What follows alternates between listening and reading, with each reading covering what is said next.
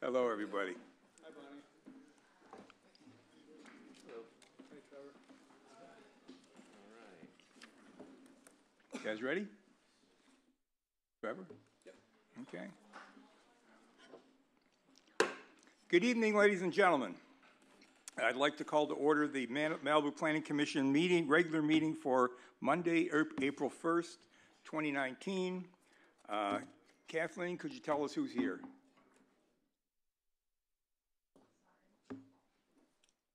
All right. Vice Chair Jennings. Here. Commissioner Hill. Here. Commissioner Maza. Here. Chair Euring. Here. Commissioner Marks. Here. You have a quorum. All right, guys, everybody showed. Let's have a Pledge of Allegiance. Graham, could you lead us in the Pledge of Allegiance, please? Is he allowed to? Allegiance to the flag of the United States of America, to the republic for which it stands, one nation, under God, indivisible, with liberty and justice for all. I make Graham do that in recognition of 1776. Mr. Chairman, Okay. I'd like to make a motion to approve the agenda as staff recommends, with item 4B and 5C continued to a date uncertain. I'll second. All in favor? Aye. Aye. All right, moving along. Report on posting the agenda, Kathleen, if you would, please. The agenda for this meeting was properly posted on March 22nd, 2019, with the amended agenda posted on March 26, 2019. Very good. Thank you very much. Bonnie, we're going to do a update. And Richard, you've done this presentation the last couple, I've seen it now over the last week a couple times. So if you want to shorten it down, I mean, I'm sure you can do it in your sleep. You're right. I feel like I'm saying the same thing multiple times. Well, so just a quick recap, as was mentioned, that yes, on last Thursday and last Sunday, we did hold 2 workshops for residents and professionals in the rebuilding process. The Sunday workshop, being outside of regular business hours, was primarily aimed at residents. And what we did is we had about a 2-hour presentation that included a question and answer period, followed up by open counter hours, where we had representatives from the fire department, the LA County Waterworks, Edison, and then as well as our city departments available so that folks could come and ask questions. We managed to fill up this room both times.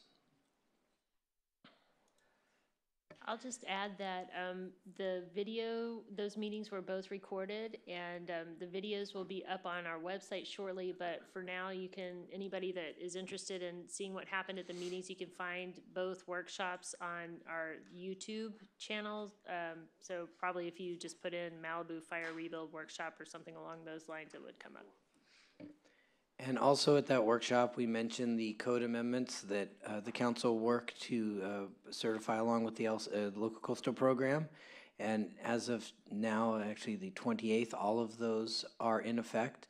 It allows for the de minimis waiver process for wastewater treatment systems and realignment of access roads, modifications to allow them to meet the fire requirements.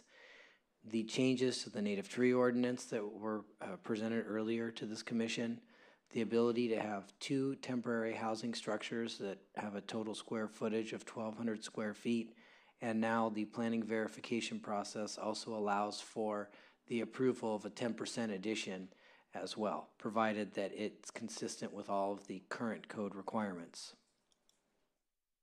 This is an update on where we are in terms of applications that have been submitted related to the fire. We've received a total of 59 planning verification applications, and 58 of those have been approved, and 9 of them are currently going through the plan check process. I just want to remind folks again that the Debris Removal Operations Center is open in Calabasas for anybody who has questions about that or needs assistance. And also, once again, on Tuesdays and Thursdays in the morning from 8 till 12:30, we have a representative from the fire department here at City Hall that can meet with anybody who has questions about fire access and fire requirements for their property.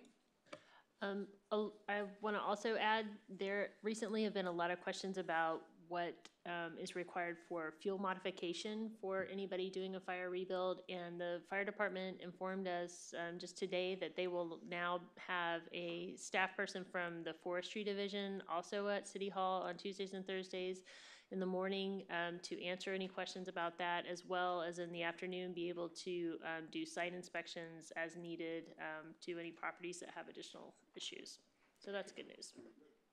And this is some new information that we have not been presenting to the Planning Commission. This comes from our building safety folks, but at our last meeting, you had requested some numbers in terms of debris removal. So for the local program, meaning city-issued permits, there were a total of 222 applications. 149 permits have been issued for this private clearance, and 12 of the properties have already completed their clearance and received certification to that effect. The state is responsible for 316 properties. This is a state program, and of that number, 5 properties have been cleared. It's been confirmed that 3 properties were cleared without the benefit of permits, and currently the number of properties that are not responsive it's down to 25. Richard, question? What happens on those ones that were cleared without permit? What are the implications? I'm not certain what the county's going to do, because my assumption is that they would still want those sites tested before building permits are issued. So I don't think that we're going to be issuing permits on those until we get some sort of clearance. That's right. The city would not be able to issue any sort of permit for temporary housing or other construction or work on the site until that gets taken care of. And currently in the plan check process, there are 5 foundation reports that are being reviewed. These are folks who have hired a structural engineer to look at the condition of the foundation on the property and to see if it could be salvaged and used for future development. There are 3 single-family residences rebuild applications that are going through the plan check process. 1 application to convert an accessory structure into it's going to be temporary housing, but eventually an accessory dwelling unit. And there's also an application for a replacement storage building. To date, 1 permit has been issued for a rebuilding of a new replacement structure.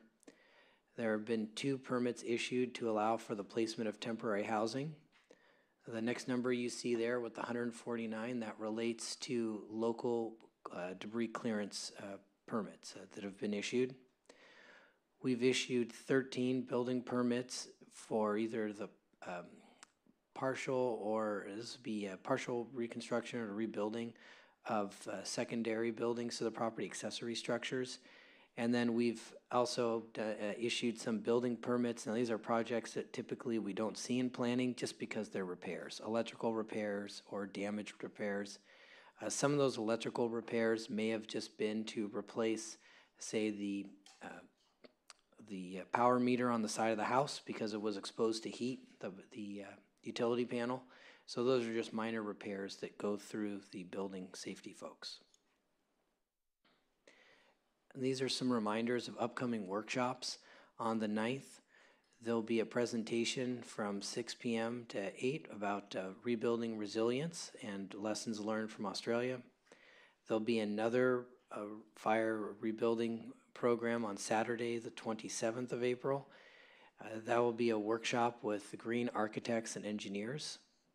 And there'll also be another workshop on rebuilding strategies for, this is structural and architectural building methods for resilience to earthquakes, wildfires, and just changes in the climate.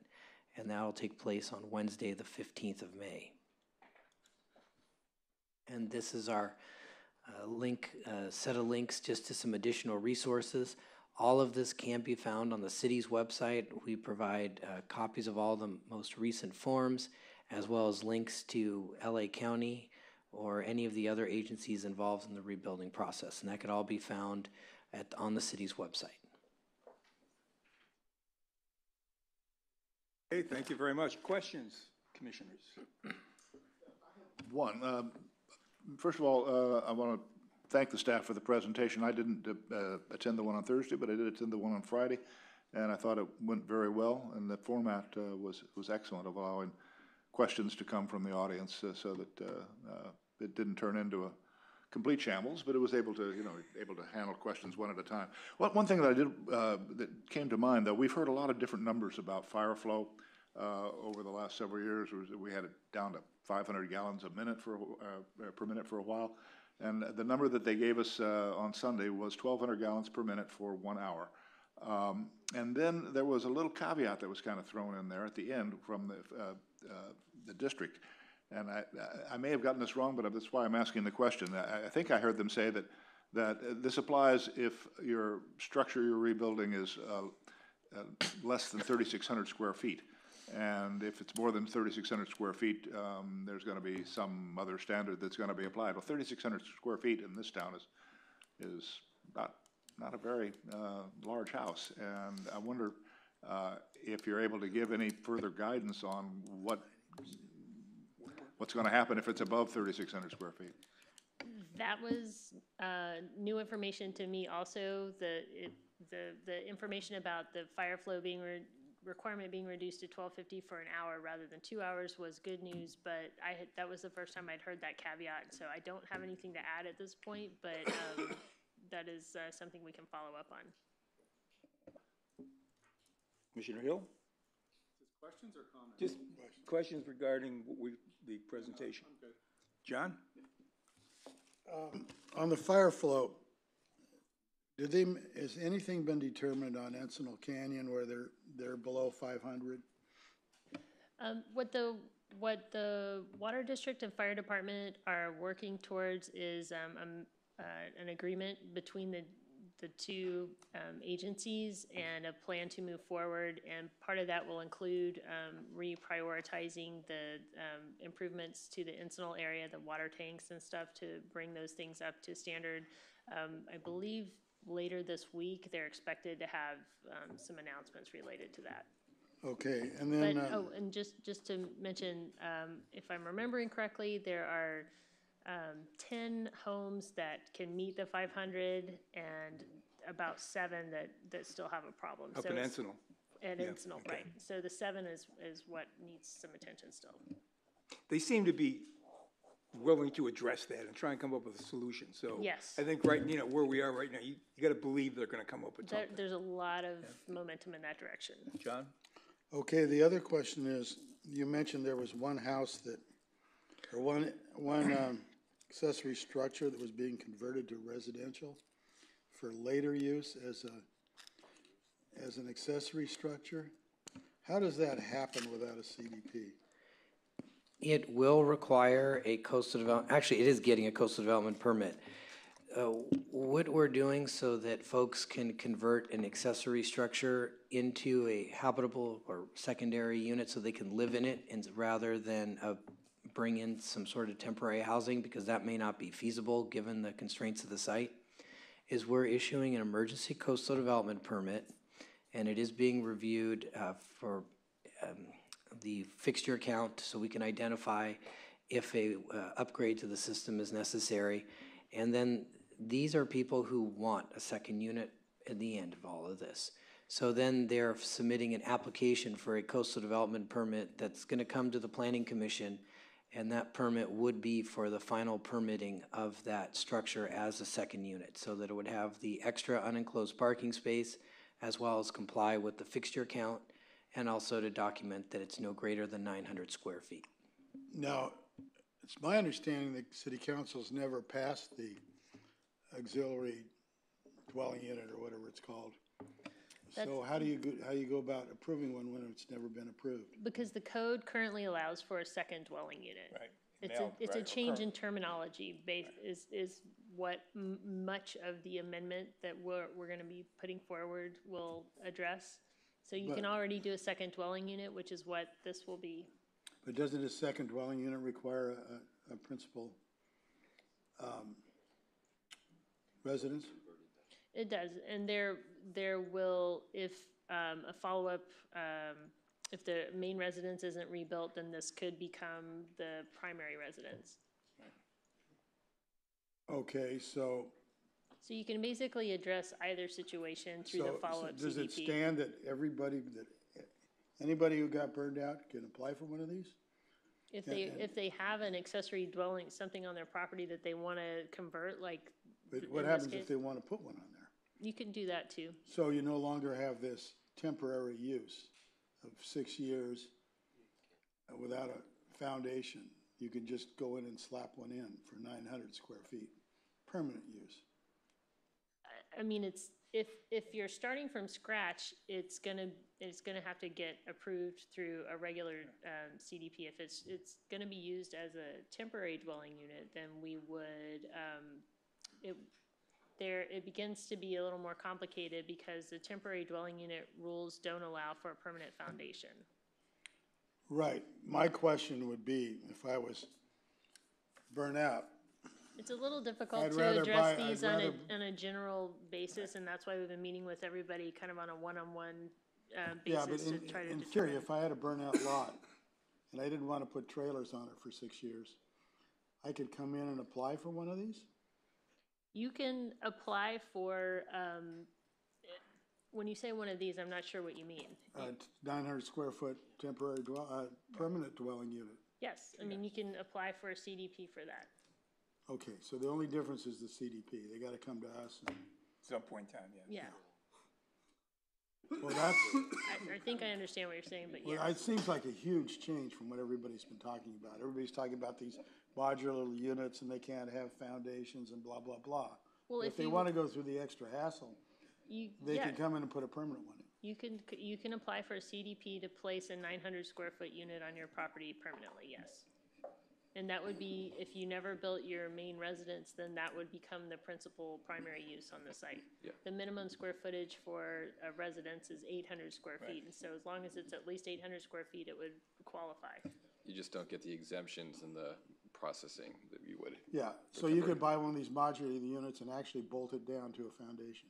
You would have to meet whatever the building code requirements are for that. Oh, that's a big deal. Okay, thanks. Commissioner Marks? Yeah, just a quick one on that to close on that, Bonnie. So let's say that someone did convert that to be their primary after 6 years, what have you. Could they, at a later point then, somebody come in and build like their bigger house and convert that back to their ADU at that point, assuming that's in place? Yes, as long as it meets the, the ADU or second unit isn't bigger than 900 square feet. Yeah. Okay, Thank you. anything else? Dan? Just one last question. Why hasn't the city council done anything about ADUs? It hasn't come before. It's, the planning commission saw that item in September. You asked for some changes. We were in the process of making changes to the ordinance and also working on short-term rentals, as you'll recall, and some other things. Then the fire happened, so we've been a little distracted from that since then, but we are bringing it back very soon. Okay. All right, thank you very much. Just a couple comments. I did attend the meeting on Sunday. I missed the one earlier that dealt with the professionals. Look, I mean, I talked to people at the meeting. I talked to people who attended the earlier meeting. I mean, there is a lot of trauma out there for people who got burnt out, okay? No doubt about it. But I want to assure you, based upon what I saw at the meeting on Sunday, you guys are doing one hell of a job trying to help them out. So, the whole staff. So you guys, you deserve, it's a tough job.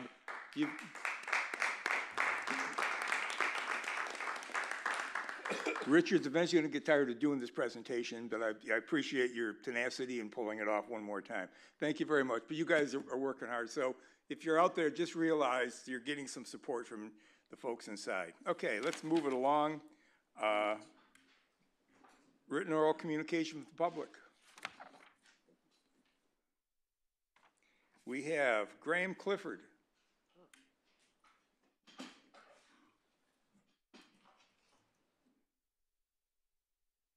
And is the clock working? It is. At the moment, the clock is working. So we got you on the clock, Graham, so you just be careful. Mr. Chairman, Commissioners, I'm here because I missed the last meeting, which was all about Nobu, and I'm sorry I missed that. So in case I am unable to come on May 20th, which is when I believe you've got it rescheduled for, I wanted to say my piece, which is that Nobu has been violating their CUP for about 10 years now. They come time after time after time to tell us that they're working with the city and they want to do this, that, and the other. And Mr. Resnick says that that finding a lot off-site is doing us a favor. Well, you know, I think time has come for you guys to give the staff the authority to tell them to comply with the CUP, no off-site parking. That is illegal. If you allow off-site parking for Nobu, you know what's going to happen? Every restaurant in town is going to want the same thing. It's going to be chaos. I was, once again, on the highway yesterday. There were two valet parkers from Nobu shot across 2 lanes of the highway in the middle of huge traffic yesterday to get to the center island, and then shot across the other 2 lanes in front of the other traffic to get into their illegal parking lot. This has to stop. You know, they can't keep coming back here and saying, we're working with you. They're not working with us. They have never worked with us. It's just talk. So, I mean, you guys have to, on May 20th, say comply with the CUP or scale back, or maybe you can just put up a sign like other people used to do, saying lot full when it's full. And if people still want to go there, they can find parking somewhere, which will create more chaos, so I don't advise that. And also, they're supposed to park their employees on the lot as well. Their employees at the moment are taking up highway parking spaces away from residents. So you've got to consider the residents before the visitors, before the tourists, and before multi-million-dollar developers, restaurant owners, out-of-town people who don't really care about our community. All they care about is making a lot of money. And surprise, surprise, there are a few things in the world that are more important than money.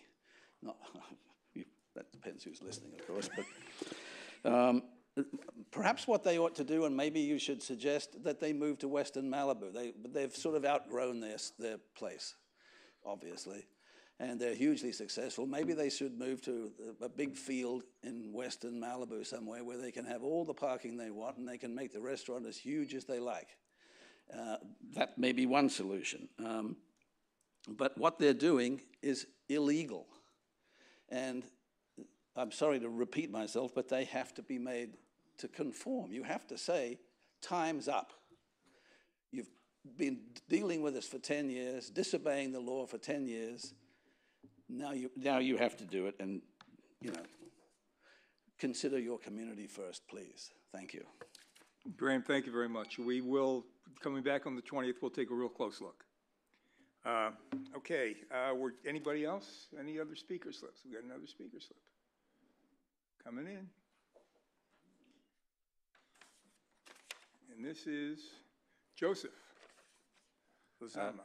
Good evening, Chair Euring and members of the Planning Commission. I just thought I'd take the opportunity to help answer a question posed by Commissioner Jennings about fire flow availability. So in my understanding of the development process, which goes back almost 10 years now, the gallons per minute requirement is based on how much square footage you're building. And in the example, Jeff, that you gave, 3,600 square feet is that first tier. And the fire department announced over the weekend in the last week that that's going from a 2-hour requirement to a 1-hour requirement. And, excuse me, and the bare bones requirement is 1,250 gallons for 1 hour.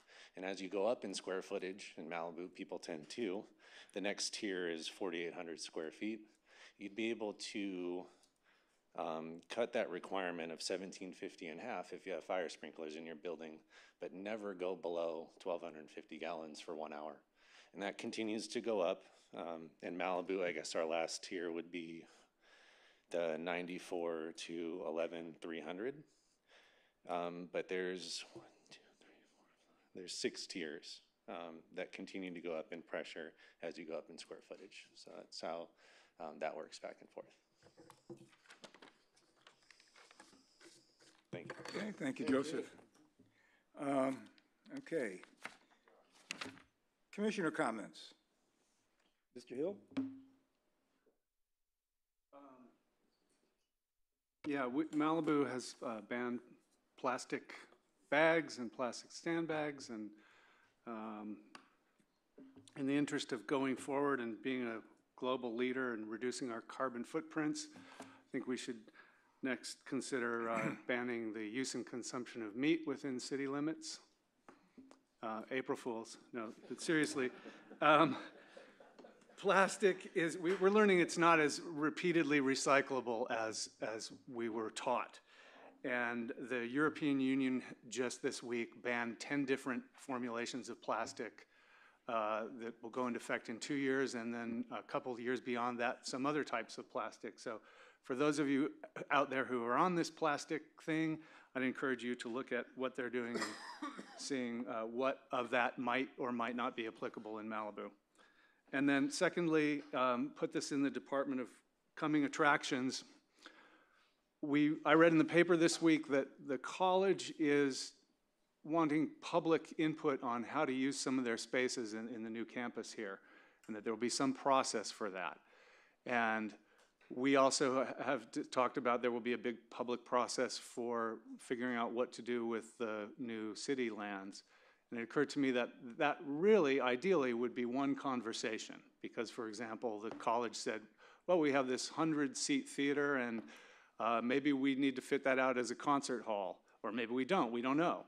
And then what if in the city process we think, oh, let's put in a concert hall, just as one example. So it would be one conversation, but we recognize that the college and the city probably have sort of jurisdictional, territorial kinds of concerns about wanting to run their own process. So maybe there's a way, as we look forward to when this happens, maybe in the fall, to have something that happens on neutral ground in a sort of non-denominational way, to have the conversation work together. Commissioner Bonnie, I believe, and I could be, there used to be a group that used to work with the college, right? There wasn't a committee that... Finance. There's a joint powers authority between the college and the city. That's still in place? Okay. Yes. So hopefully some of that... So maybe they could be involved in the discussion straight away about what does the city do with its properties, so that there's... Yes, I believe. It's all coming from... Yes. I think there's a lot of information flow back and forth. Good, there. okay. John? Speaking of that, what the college is talking about is they have a 3,700 square foot community room, which they don't know who to let do what and how. And that's always been in the plans. But to go on to what Craig was speaking about, at the next city council meeting, there's a proposal to authorize completing the swap for Bluffs Park. And again, we just bought 42 acres. When Bluffs Park was originally proposed, the plan was to plan the use of the park and to do an EIR and a geological study, and the city spent many, many hundreds of thousands of dollars and nothing ever happened. So I can't, this is just me, but I can't imagine swapping for some property. We have no idea whether it's useful or not, since we haven't done a geology.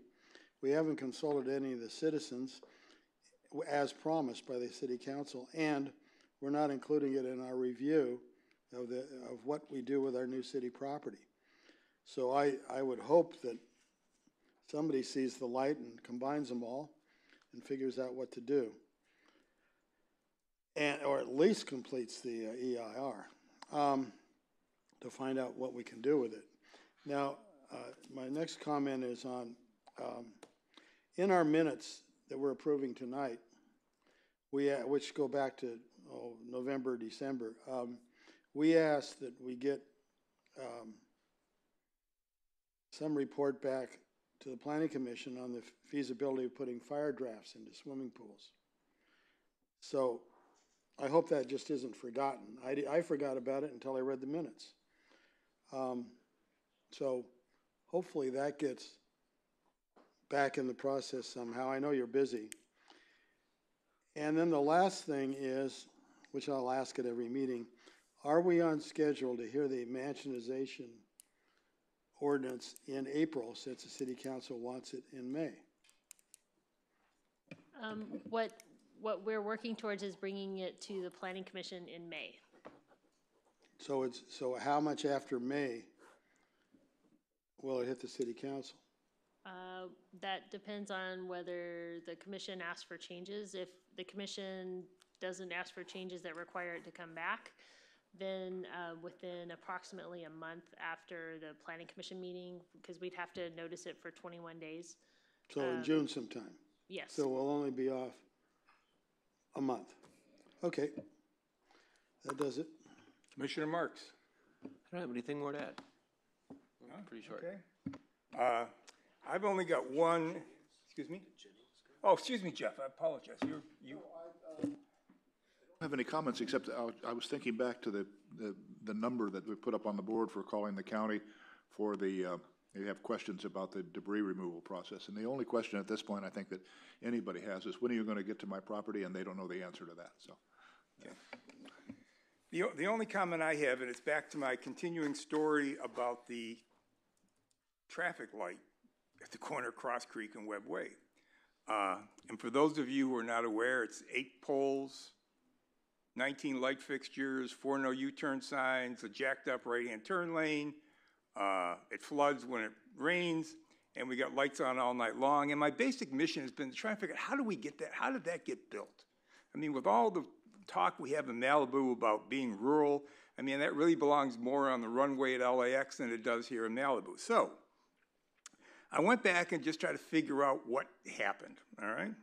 So as I go back to a resolution for the coastal development permit for the Whole Foods, there was a condition in their coastal development permit that said the project applicant shall contribute its pro rata share of cost for the intersection improvements. So basically it said that the developers were supposed to pay for improvements to deal with the fact that they were going to bring additional traffic on some of these city roads. And then it went further on to say that the traffic configuration at Webb Way and Cross Creek may consist of a traffic signal, a roundabout, or other measures determined by the city. Okay, so pretty good. Then it went on, and if you go through the mitigation measures, it said that when that thing was designed, the City of Malibu Planning Department, the Public Works Department were supposed to be monitoring this thing to make sure it was done right, and we got what the city wanted. So I can't figure out, and when I listen to the conversations I've had with city employees, they're basically telling me that this is not a city project, right? I mean, this was a project as a result of requirement from the city. It's built on city land. It was supposed to be designed by the city. It impacts the residents of the city, but for some reason, by declaring it not to be a city project, it sort of missed all of the review process that a project like that would take place, and I don't understand why. I mean, look, if developers are going to come into the city and build infrastructure that they want to build without having the appropriate review process going on with the city, I think we got a bigger problem, and I will keep chasing this down and let you know as I learn more information. Okay, John, you got one more comment, then we're moving to the... Then we're moving on. I attended the Caltrans meeting on the crosswalk at Malibu Seafood the other day. And they brought out, 5 or 6 people to explain all about it, which in general, I think the general feeling in the room is they had no clue what they had designed. They couldn't tell you exactly where it was. And that it had not gotten hardly any review by the city.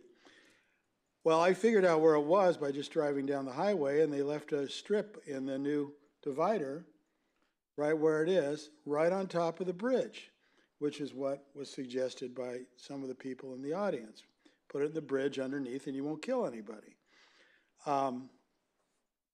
As it stands, it's a very dangerous undertaking, I believe.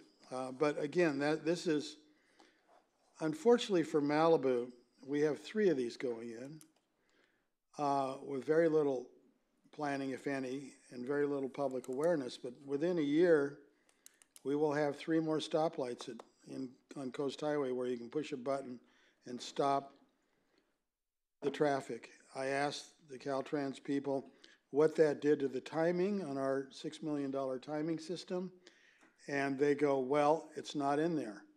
So, which means every time somebody pushes the button, the timing gets all screwed up. So, I just feel sorry for the people who commute. Trevor, my dog just dug under the fence and got out on the road in front of the house. Can I take a 2-minute break to call my wife and have her see if she can rein this little puppy back in? Sure. Okay, just take 2 minutes, guys, be a quick.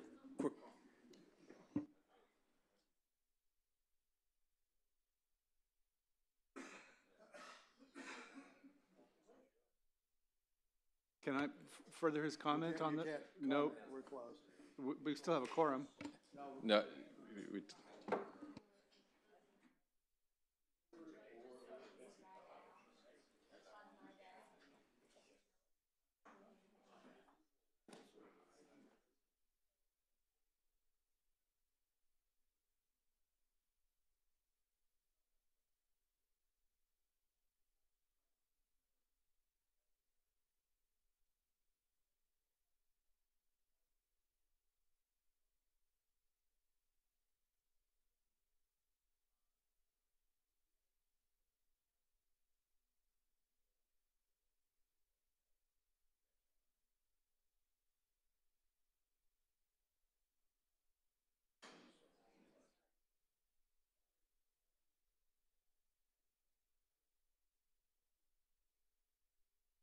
Okay, I apologize, folks. Thank you very much for your patience. I think we got everything back under control.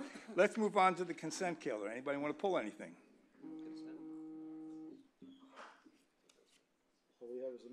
Yeah, there's. We got the nothing to pull. minutes, and we've Yeah. got Sea Ranch Way. Oh, yes, I'd like to pull Sea Ranch Way, Okay, whatever that is, what number that is. that's item 4A.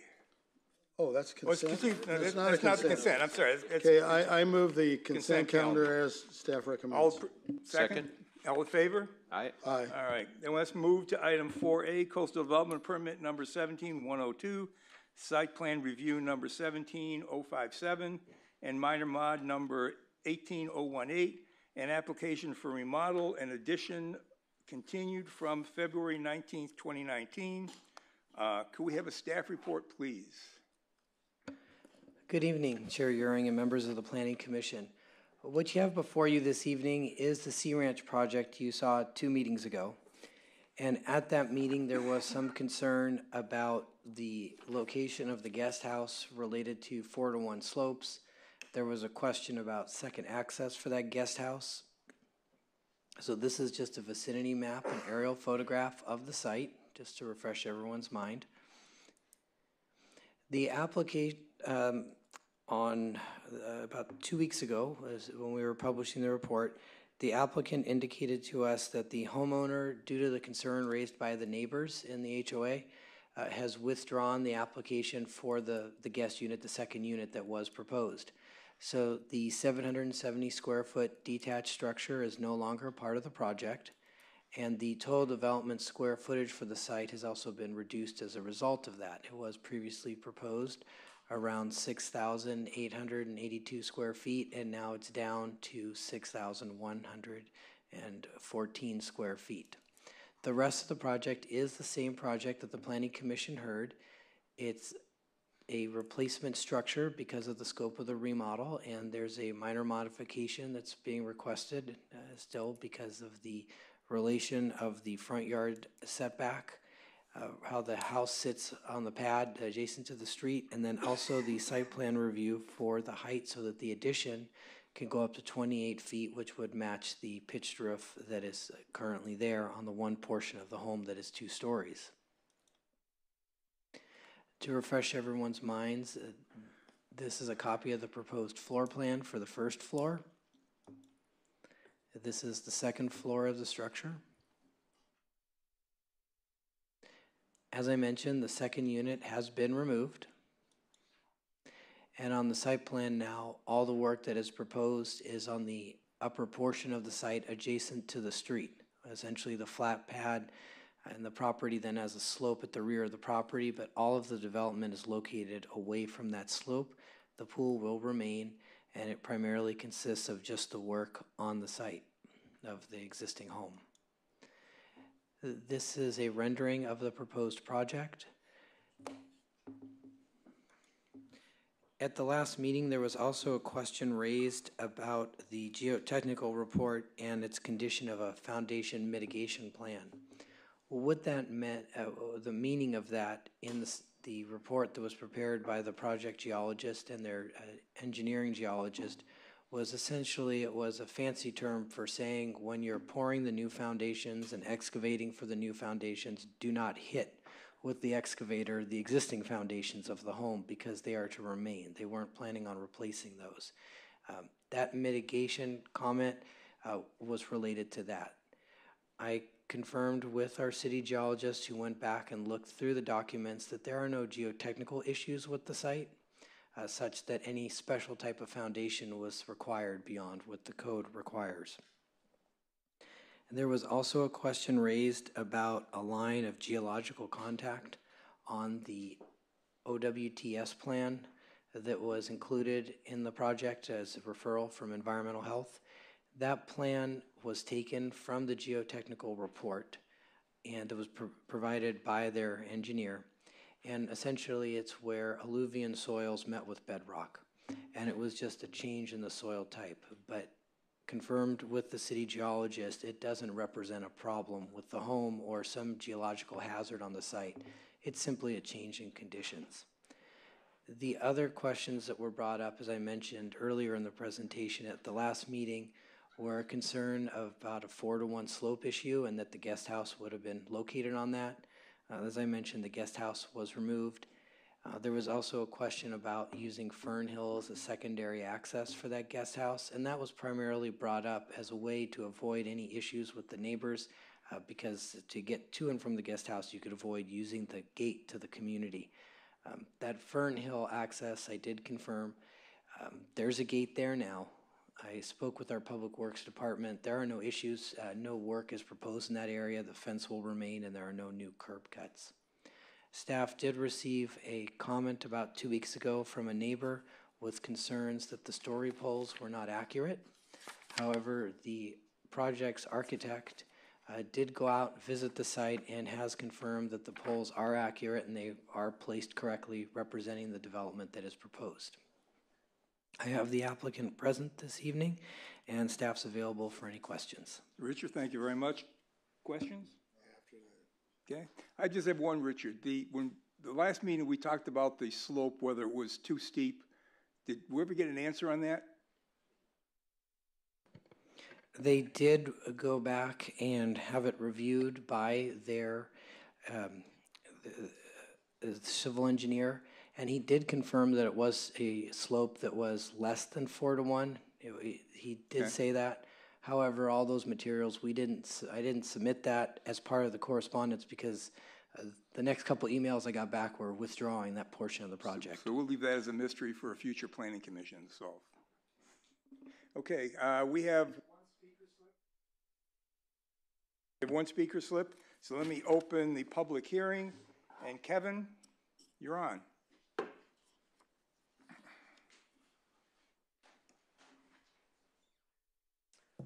Thank you all for hearing me again tonight.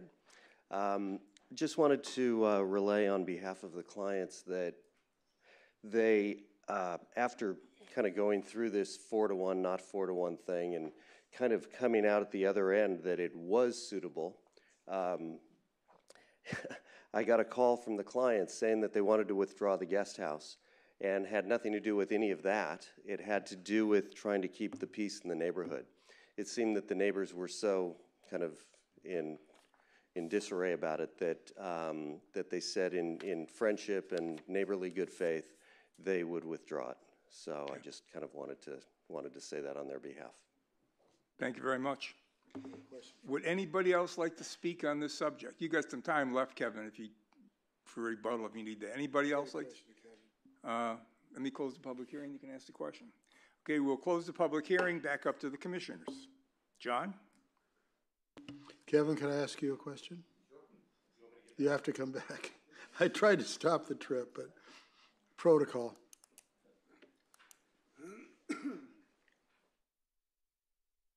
As you know, there's not supposed to be development on 4-to-1 slopes on Point Doom. So I'm wondering if you would have any objection to a condition requiring you to take out unpermitted structures on the 4-to-1 slope. I think there's some kind of shed and some kind of skateboard ramp and some stuff like that. I don't think they would mind that at all. Okay, thank you. That's it. Any other commissioner comments? Can I get a motion? I make a motion that we, Sorry, Do we wait, need Mr. Marks. disclosures, or we just, Well, yeah, we probably should do disclosures. just- Anybody? I had brief more conversation with Mr. sorry, Putterman, the you're neighbor. I'm concerned, he seemed still perturbed about this. He's not here tonight, so I don't know what to say in response, but I expected maybe more fireworks here now. So that's all I'm saying is that the tone of my conversation with him was that there was maybe more to it than what we're seeing here, but. Yeah. Did he provide any information that's not in the staff report or materials that are provided? No. Okay. John? nothing since last meeting. Yeah, no. Commissioner Marks? Yeah, just that, I'm visiting it. It is pretty tall looking at it from the street, just kind of visualizing that. I can see concerns from the neighborhood, but, as far as analysis goes and all that, the numbers seem pretty fair, so, yeah. Yeah, I've got no disclosure up prior to what we had in the last meeting, so can I get a motion? Chair Euring, Yes. Chair Euring, if you want to provide an opportunity, if anyone wants to comment about the disclosures. Oh, like to comment about any of the disclosures? I don't know. I'm not sure what you're supposed to comment on, but. No, I don't have any. Okay. Just provide the opportunity. We're just, right, trying to be fair. Okay, All right, I'd like Commissioner, to- motion, please. I'd like to make a motion to accept staff's recommendation with the addition of the requirement to remove all non-permitted structures in the 4-to-1 slope area near the water course, below the house. Can I get a second? I'd like to add on to that motion. Well, let's get a second, then we can do it. You have to have a second. Is there a second? Second Okay, it. now I'll entertain an amendment. amendment. Supplemental there a second? amendment. Do we have the scope and the interest to put a deed restriction that they not put a second unit in ever? Or is that beyond our? No. Okay, so in terms of this trade-off with the neighbors, there are no guarantees here? No. Okay, Well, one thought Well, on that. there though, is a too. guarantee, they have to come back to the planning commission. right, okay. Well, okay. but to be clear, if they did ADU, once those rules are in place, would they have to come to planning Oh, commission on that? interesting. It requires a coastal development permit. How those are gonna be processed is, we're still working that out. Okay, so it may not come in front of us, but it would still need to see. No, they Because come to us. The coastal It's- development appeal show. It's a ministerial approval, that's the issue that is a If little it's for unusual. ADUs, right? Right, Right. right. So just to clarify Commissioner Hill's point. Okay. So So- we got, So you have a second on the original motion? we got a Right, second on the and- original and motion? No amendments unless No anybody. amendments? Can we have a vote? Kathleen, could you call roll call, please? Commissioner Mazza, Yes. Commissioner Hill, Yes. Commissioner Marks, Yes. Vice Chair Jennings, Chair Euring. Yes. Motion carries.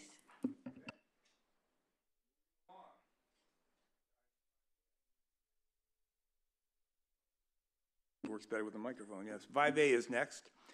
Coastal Development Permit number 17094, Site Plan Review number 17052, Demolition Permit number 19001, an application for an interior and exterior remodel of an existing two-story single-family residence and associated development, including site plan review for construction over 18 feet in height.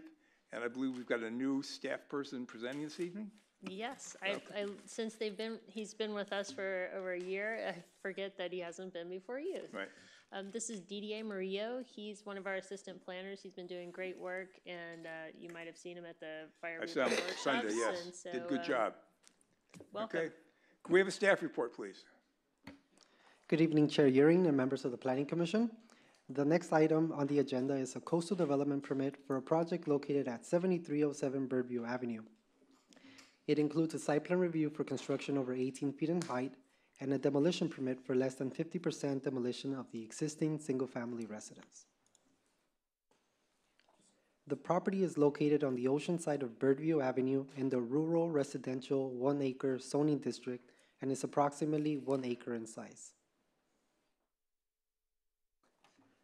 The project before you tonight consists of 276 square foot of infill additions with no changes to the existing building footprint, an interior and exterior remodel of an existing single-family residence, replacing the existing pitch roof for a flat roof with rooftop deck, a new 541 square foot subterranean two-car garage, a new 615 square foot second residential unit above, a new 162 square foot open-air trellis at front of the subterranean garage, a new on-site wastewater treatment system, new swimming pool, spa, decks, and other associated development. The project also consists of a site plan review for construction up to 24 feet in height with flat roofs and a demolition permit for the demolition of 44% of exterior walls of the existing single-family residence and existing 242 square foot detached garage. Surrounding properties on the ocean side of Purview Avenue consist of long rectangular lots approximately 1 acre in size. Some of the lots, like the two on either side of the subject property, have been previously divided into smaller lots. The neighborhood consists of a mix of 1- and 2-story residences, many with non-conforming side and front yard setbacks.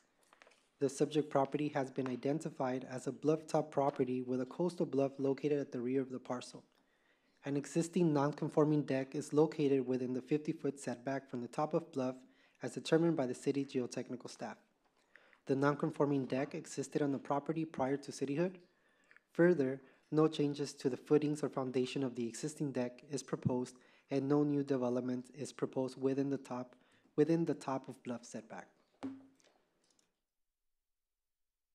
The parcel contains a coastal bluff on the southern 1/3 of the lot.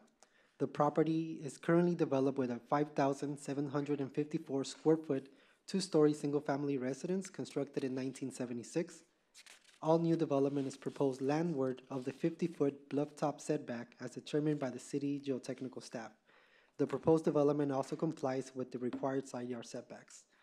And on the slide, I included the geotechnical setback line in red and included the new swimming pool, the location of the open-air trellis. The subterranean garage is depicted in the red rectangle, and the second residential unit is depicted in the yellow rectangle above. And there's an eclipse of the OWTS towards the top of the slide.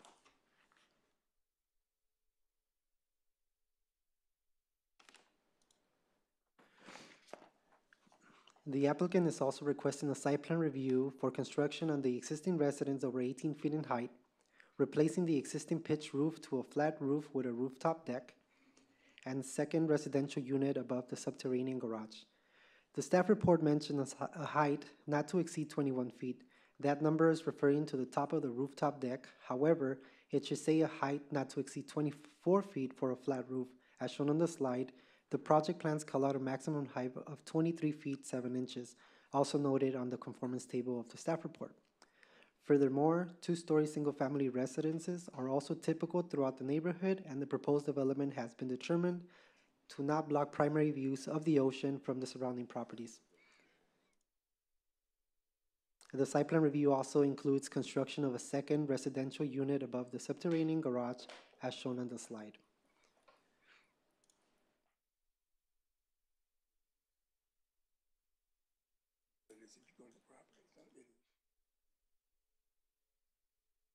There's a little lag with the pictures because they're too, high resolution. There it goes. Story poles were erected in February of 2019. The photographs on the top left shows the views of the proposed replacement of the existing pitch roof with a flat roof with rooftop decks. The photograph on the lower right shows the second residential unit above the subterranean garage, and I included a yellow rectangle to show the location of the subterranean garage, and you can see the story pole showing the height of the second residential unit above that.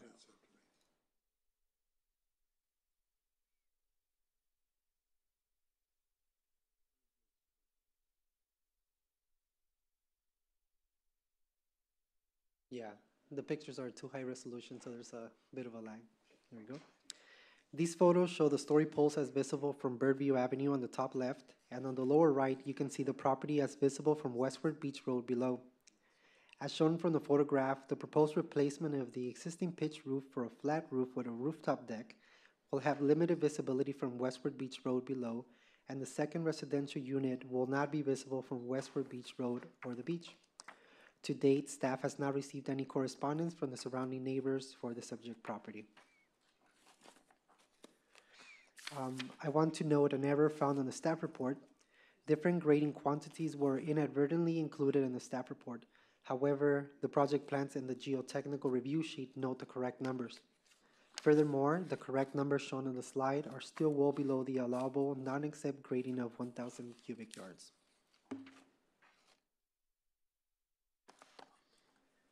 In summary, staff recommends that the Planning Commission adopt resolution number 19-26, approving the proposed project as conditioned.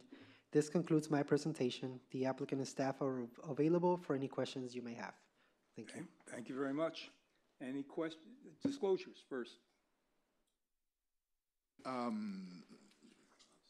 Yeah, I'm familiar with this property and have done work for not adjacent properties, but some in the immediate area, but not any. I haven't learned anything in that course of that that would prevent me from giving a fair hearing to this applicant. Commissioner Yes. Hill? I visited the site with Commissioner Euring. I met with the applicant, learned of the tree cutting plan, saw that there are blue water views from the street and the house across the street, and significantly different views from westward, or that the house would look different from westward.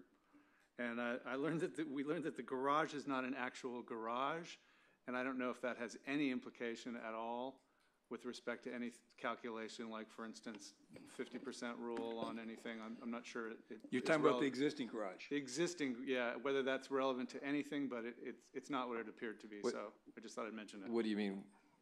Can you explain? It's not a garage. What is it instead? It appears to be a garage, but its depth is what, like 6 or 8 feet? And so it's a shed. Technically, it's a shed. And so I don't know if you use that in any calculation, if it makes any difference. Maybe it's completely irrelevant, but I just thought I'd call it out and remark on it that it is not actually a garage. You're saying it's a 6 foot in height. Is that 6 foot in depth? Depth. in depth? So Okay. it looks like it has garage doors, like you could drive into it, but You need a very short car. you need a very short car. So you could be a garage, just very Yeah, smart cars. so it's a motorcycles. shed, technically. And that might mean something in terms of when you're doing calculations about square footage. But it is being, it's being taken down. That's Right. Right, okay. Right. Commissioner Mazza? I did a drive-by. I'm familiar with the area.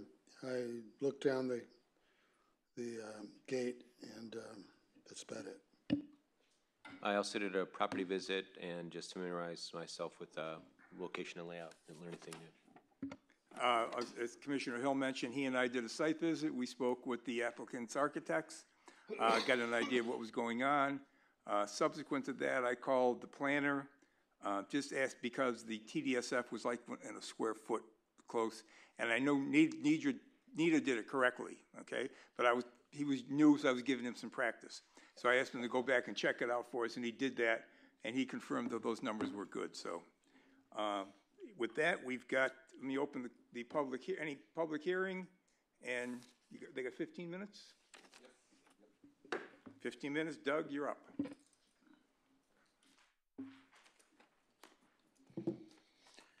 I'm Doug Birds. I'm the architect for the project. It's really when the client came to us a number of years ago, it was really coming down to, he had bought this house, and it was an older home, kind of 80s style, and they just moved and just were using it. And since then, they wanted to essentially modernize the design. And so what we had looked at was, it was a very strange floor plan. There was a section of the house over the garage that you had to go outside to go into that room, and it was just a very odd layout. And so we knew all along, we told the client that you were on the edge of the bluff, we can't add anything to the front. They had an existing pool that we said you really could only remodel it. You couldn't make it go any further out than where it was before. It was some weird rocks, and it was just a terrible bit of everything in that project. So we also told them that you can't tear it down because you're not going to grandfather that location, because the house itself was going to be pulled back, a little bit further on the bluff than it is if it were not a remodel. So all those things primarily led to the current design. They entertain a lot, and so they really wanted a roof deck. And so we were able to design it, keeping the existing plate heights and getting everything under. It's a sloping roof now, as you saw from the sections and elevations. It's actually a lower overall roof, even though it's going to be a glass roof on the ocean side. It is a bluff top lot, so it's still only allowed to have the 24-foot height. You don't get that extra foot like you do on the beach. The whole project was also predicated on the fact that, as Mr. Hill had mentioned, you know, that little shed over there, you can call it a garage, maybe it's a golf cart garage or something, but it's within the setback. So we told them that had to be removed, even though they were using it for storage.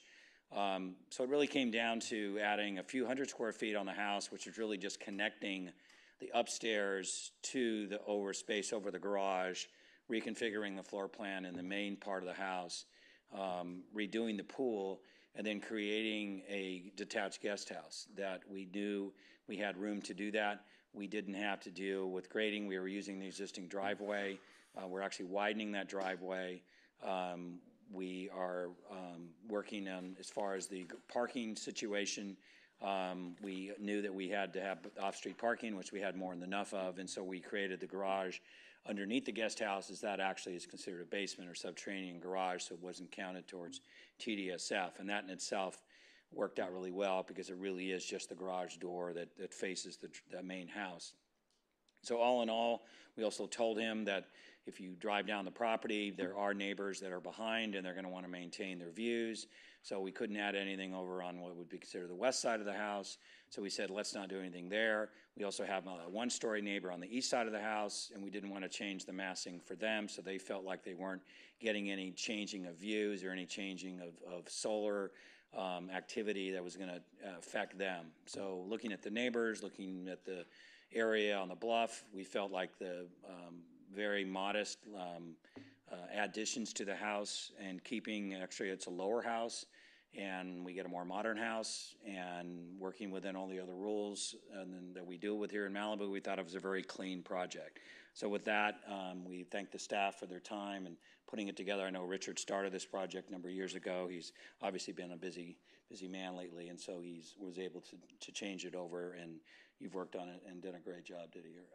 So anyways, we're here for more questions, but that kind of summarizes the history of what is going here. The current homeowner is a member and does a lot of work in the city and is very active in the city, and they plan to use the house a lot more from where they live in town. Thank you very much. Doug, thank you very much. Would anybody else like to have a comment? If not, I will close the public hearing, bring it back up to the commission. Commissioners. John?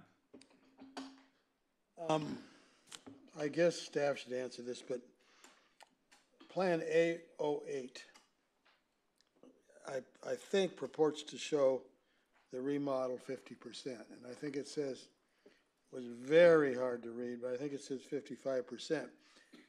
But when I look at it, I only see one wall and a couple spaces between windows that are dark. So is this a real representation of the 50% remodel, or, because it looks like it's about 5% remodel? Do you have that on the slide? No, I don't have a slide for that. Okay, I just wonder, did anybody check this? And was there supposed to be more dark areas, or? So we did send the project to California Code Check on 2 rounds, actually. During the first round, the applicant was advised that they needed to include the area of certain columns that they were including on the report. And then we sent it for a second round for California Code Check, and they approved the project at that point. Okay, well, when you send stuff to us, hopefully it's clearer than that. I would never have been able to calculate the square footage from these plans. And I guess I have a question to Doug. Why would you ever design a house within 1 square foot? In case we found a square foot somewhere. Isn't that cutting it a little close? Yeah, and it's to the maximum. That's on square footage. Back to the question, because your question was really on the percentage. Right. And as you know, what the new rules are is that we present a plan, and then we have to then produce the structural plan to go with that plan now, and that's why California Code Check comes into play. And if you're replacing a glass wall with a glass wall, then that is actually part of that remodel. It may not be a wall, but it is a glass wall. So there's a lot of glass walls in the front. So that's not that's not changing, you're not changing the plate height or the bottom, so that's, maybe there needs to be a new set of graphics that you see that shows that, but we have to present that. Well, you're so far under, I don't care, but I just wondered how anybody would ever determine it, because it's not on. Well, I mean, our not on the computers plot plan. tell me, they don't trust my hand-drawn numbers for darn sure. They strictly just tell me in the computer, hey, Doug, you did a great job, you're only 1 square foot away. So, I mean, if I got a square foot, then the client's gonna wanna know why didn't I include that? So. Okay, thanks. Now, I have a question to staff. Can you put up the story pole pictures? Especially the two of the garage. Can I have a little pointer? You got it?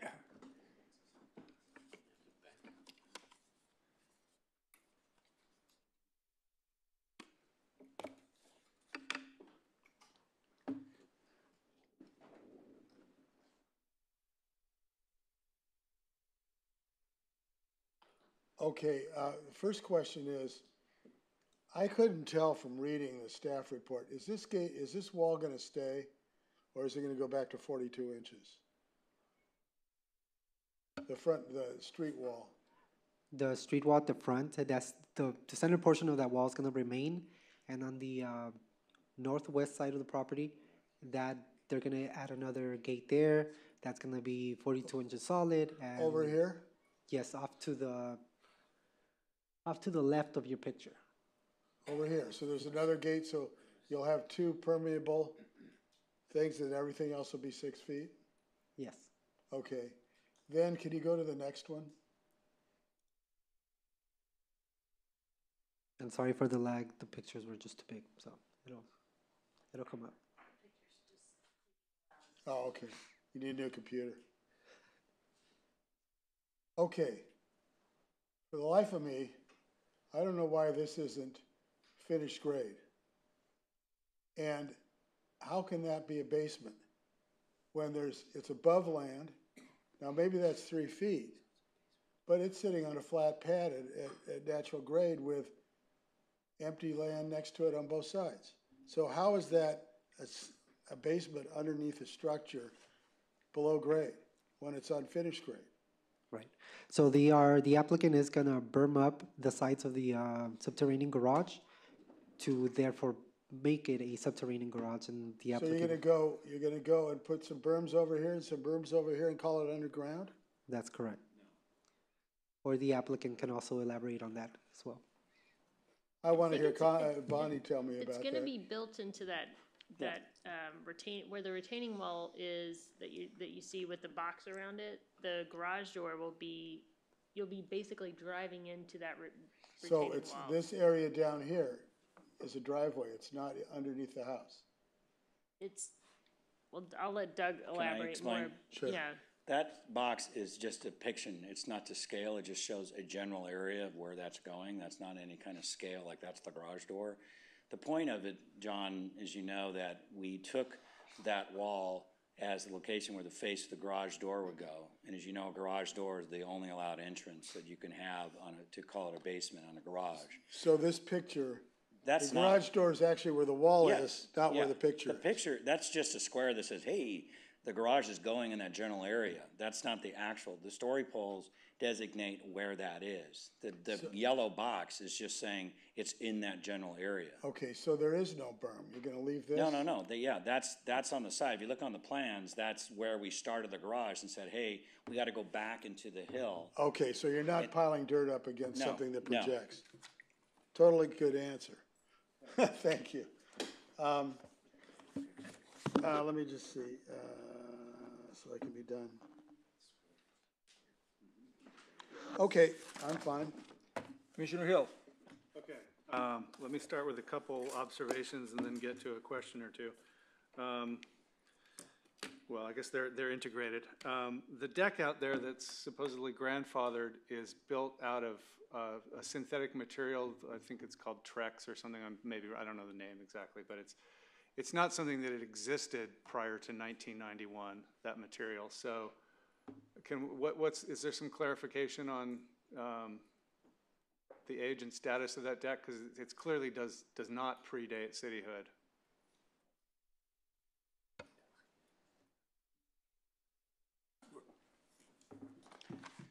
So when the owner bought the property, the deck was there, and we had talked to him about it, and so when he bought it, it was dry rotted wood, and all they did, you're allowed to do repairs on a deck, you can't build any new foundations, you can't accentuate a grandfathered condition.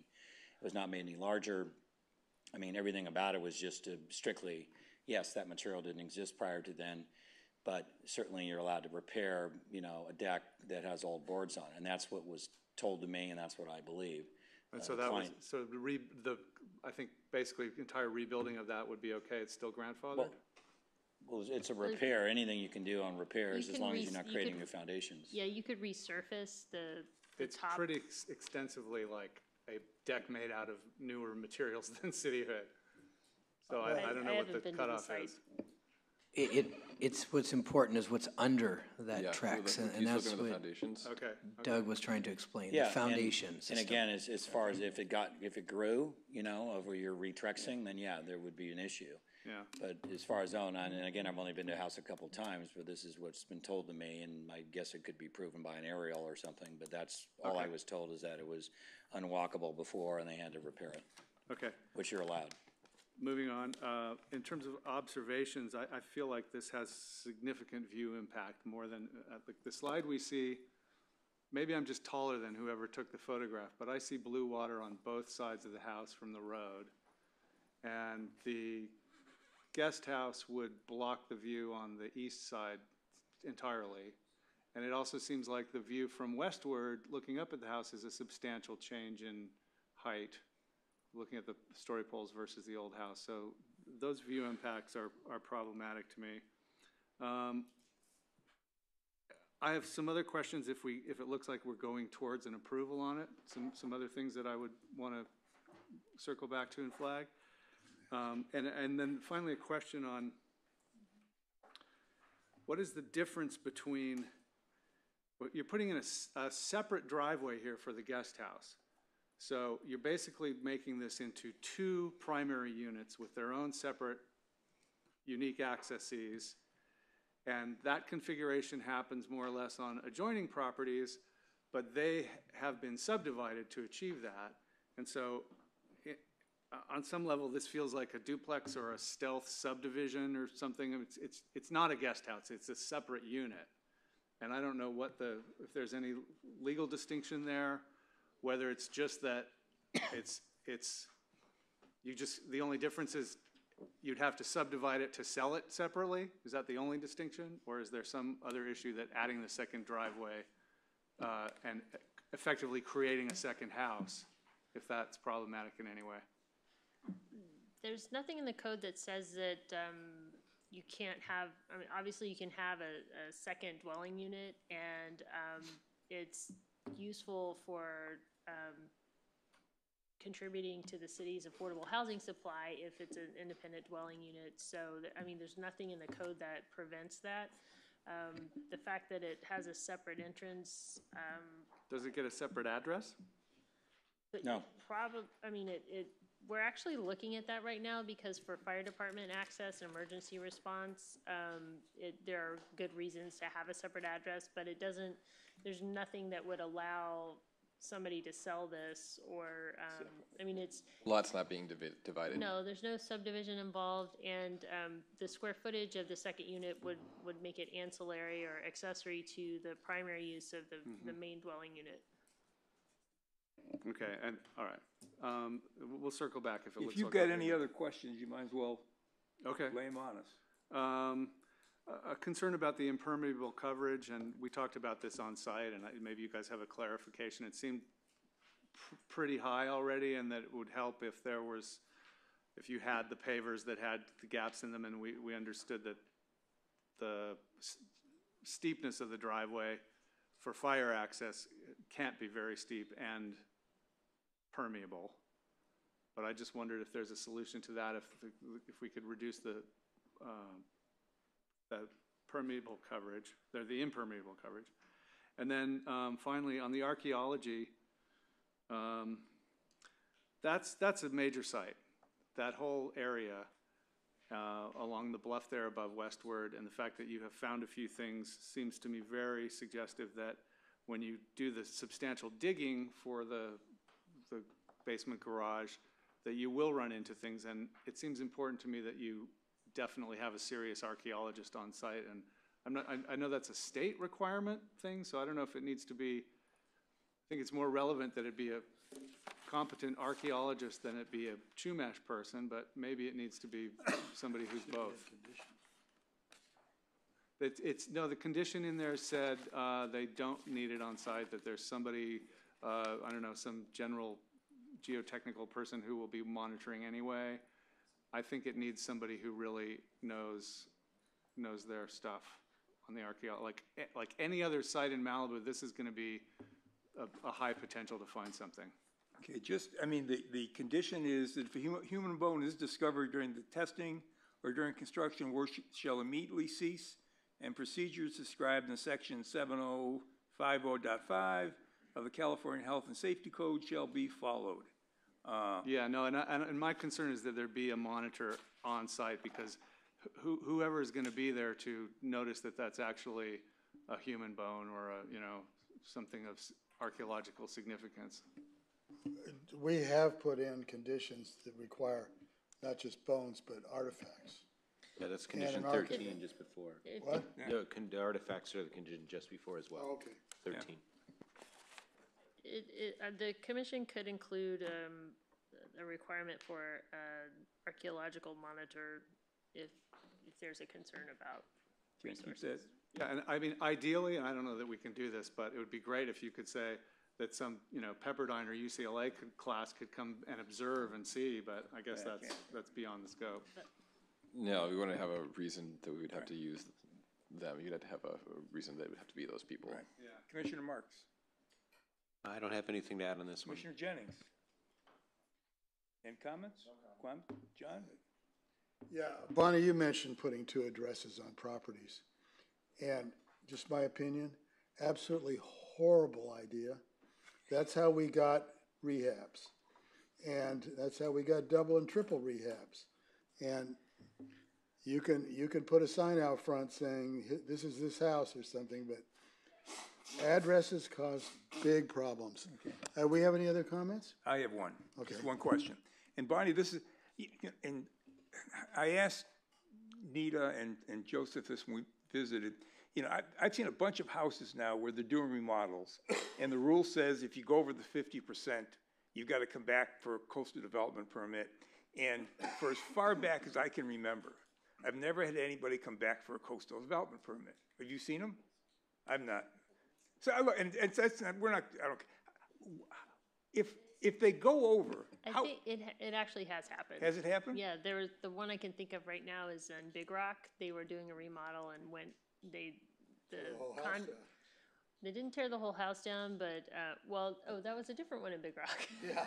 But who finds it? If they go over? Generally, it's the building inspectors do regular visits to conduct inspections, and if they identify something that looks questionable, they'll ask a planner to come out also and look at the approved structural plans and stuff and so it's the building inspector who's got to catch it, not the guy doing the construction who says, I wasn't supposed to do this, and we got dry rot, and we try to make sure the plans are very clear that get stamped for construction, and yes, sometimes it gets caught even when the planner does a final inspection, but. These architects, the most prescient people in the world, they look at these buildings, say there's nothing there, and they're able to do that, and I admire that you can do that, because I could never. I'm sorry, go ahead, Can I clarify on that point you just asked? Please. It's just that there was the job that we did on the bluff of Upper Broad Beach. That was a job that had come back to you a couple times about a year ago. It's under construction now. And that was the one that was really close in the square footage, and it was like, if you remember the term furring walls and everything else that was done in that job.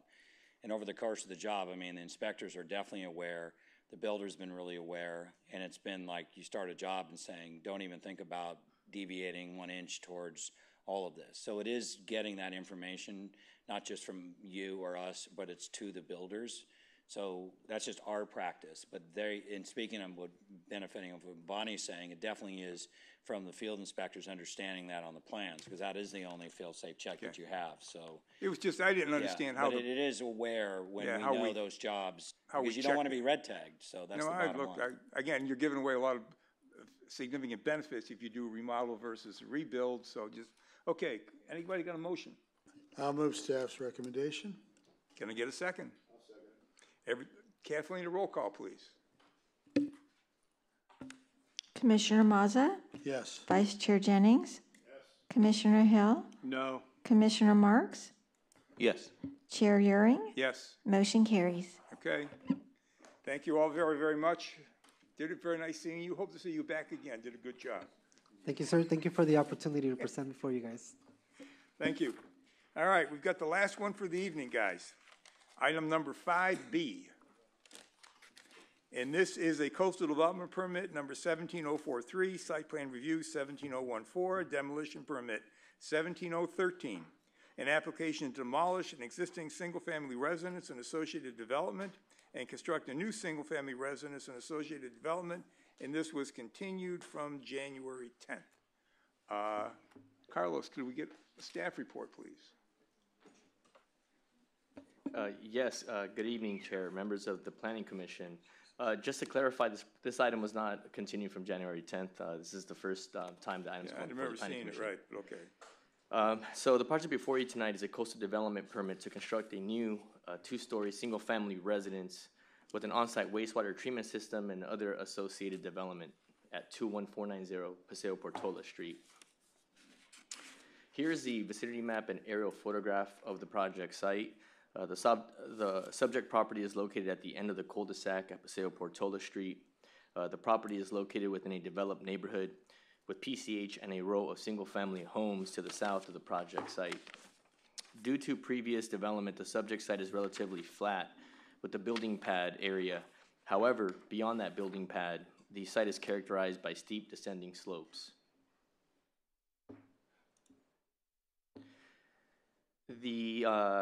The subject property was disturbed in the past and contains remnants of an existing building foundation for a residence that was destroyed in the wildfires of the early 1990s. According to information from the LA County Assessor's Office and building permits, the previous residence was constructed in 1962 and consisted of a 2,000 square foot, two-story residence with an attached garage. The proposed residence has been designed to remain predominantly within the previously disturbed areas of the site. Here in the green, you can see the arrows pointing towards the existing foundations that are on the site, and then the arrow in blue is the area beyond the pad that has the steep descending slopes. With regards to the scope of the work on the proposed project, the project involves the construction of a new 3,264 square foot, two-story residence that includes a 439 square foot attached garage, a 999 square foot basement with a light well. Associated development consists of the construction of decks, pile-supported retaining walls, landscaping, hardscaping, grading, and construction of a new on-site wastewater treatment system with a drip dispersal field. The proposed project also includes two variance requests.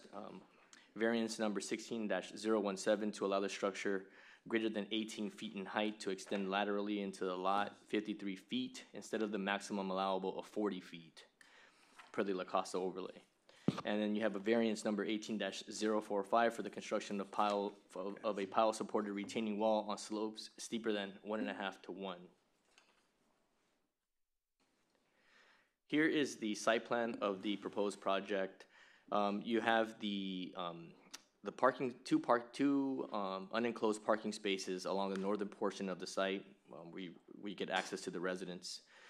Below one of the parking spaces, you have the septic tank. You have the retaining walls and the drip dispersal field to the south of the main residence. The yellow line that runs across, that bisects the actual residence, is that 40-foot lateral projection. The area south of that yellow line is the areas of the residence that exceed the 18-foot height requirement. The project complies with the required setbacks and the height requirements inclusive of the discretionary requests. Here is a couple of slides demonstrating the proposed variance for the lateral projection into the lot. The variance requested tonight is to allow the new residential structure to exceed the maximum lateral projection into the lot of 40 feet. The subject property is classified as a C-type lot within the La Costa Overlay District, and that overlay district states as follows. Structures shall project laterally into the lot a maximum of 40 feet. Any projection past this point shall not exceed 18 feet in height above the natural grade. The project proposes a 53-foot lateral projection where 40 feet is the maximum allowed. Staff has determined that the variance can be supported in that the structure provides a 10.75-foot front yard setback as measured from the front property line. And in this case, the 40-foot lateral projection is reduced by that 10.75-foot setback. Further, various existing structures along Paseo Portola cannot be rebuilt in their existing locations based on the required 40-foot lateral projection, the required front yard setbacks, and off-street parking requirements. Additionally, areas available for development on the site are limited due to steep descending slopes within the rear portion of the property. The previous residence was constructed towards the northern portion of the site, closer to the street, and nearby properties exhibit a similar development pattern. Thus, the strict application of the code make it infeasible to use all of their granted 40-foot lateral projection into the lot, and the applicant will be penalized for providing the required front yard setback and accommodating the two unenclosed parking spaces. On this slide, the diagram on the left indicates the 40-foot lateral projection that's required in the green, and you have the 53-foot proposed. Again, everything south of that 40 feet lateral projection is above 18 feet in height. To the right, to try to demonstrate this 40-foot lateral projection requirement as best as possible, I provided the east elevation, which again, the green line demonstrates the required 40-foot lateral projection, the limits of that, and you have the 13 feet in red exceeding the 18-foot height requirement. If not, the proposed variance request would allow for that area beyond the 40-foot lateral projection to exceed 18 feet in height. The blue line there demonstrates the 18-foot height limit from the natural grade. With regards to the variance request for the pile-supported retaining walls, the southern portion of the property beyond the existing building pad contains steep descending slopes. The geo report submitted for the project indicated that a prehistoric landslide has been mapped on the site, and subsurface landslide debris exists on the subject property. Although there has not been any recent landslide activity on the subject site, the project geologist recommends pile-supported retaining walls along the west, south, and eastern limits of the subject site for purposes of mitigating earthquake-induced landsliding. As indicated by the area outlined in red, the proposed construction on these steep slopes includes only those improvements associated with the slope stability. The proposed pile-supported retaining wall will stabilize the site, thereby allowing for the development of a single-family residence, while the subject property and nearby properties will be stabilized. A cross-section of the retaining wall is provided here, which demonstrates that the retaining wall will not exceed more than 6 feet in height from the natural grade. Again, these pile-supported retaining walls will stabilize the hillside and protect the actual property and nearby residences. Here's an elevation of the proposed project. The blue line on the north elevation demonstrates that you have a 12-foot height to the top of the roof of the garage. This is the elevation that's facing along, towards Paseo Portola. And then the elevation to the south demonstrates a 34-foot height maximum on the south-facing facade, indicating that the proposed project complies with the maximum height requirements along the south-facing elevation and the north-facing elevation. And then the arrow in green demonstrates the limits of the daylighting basement that's proposed for the project.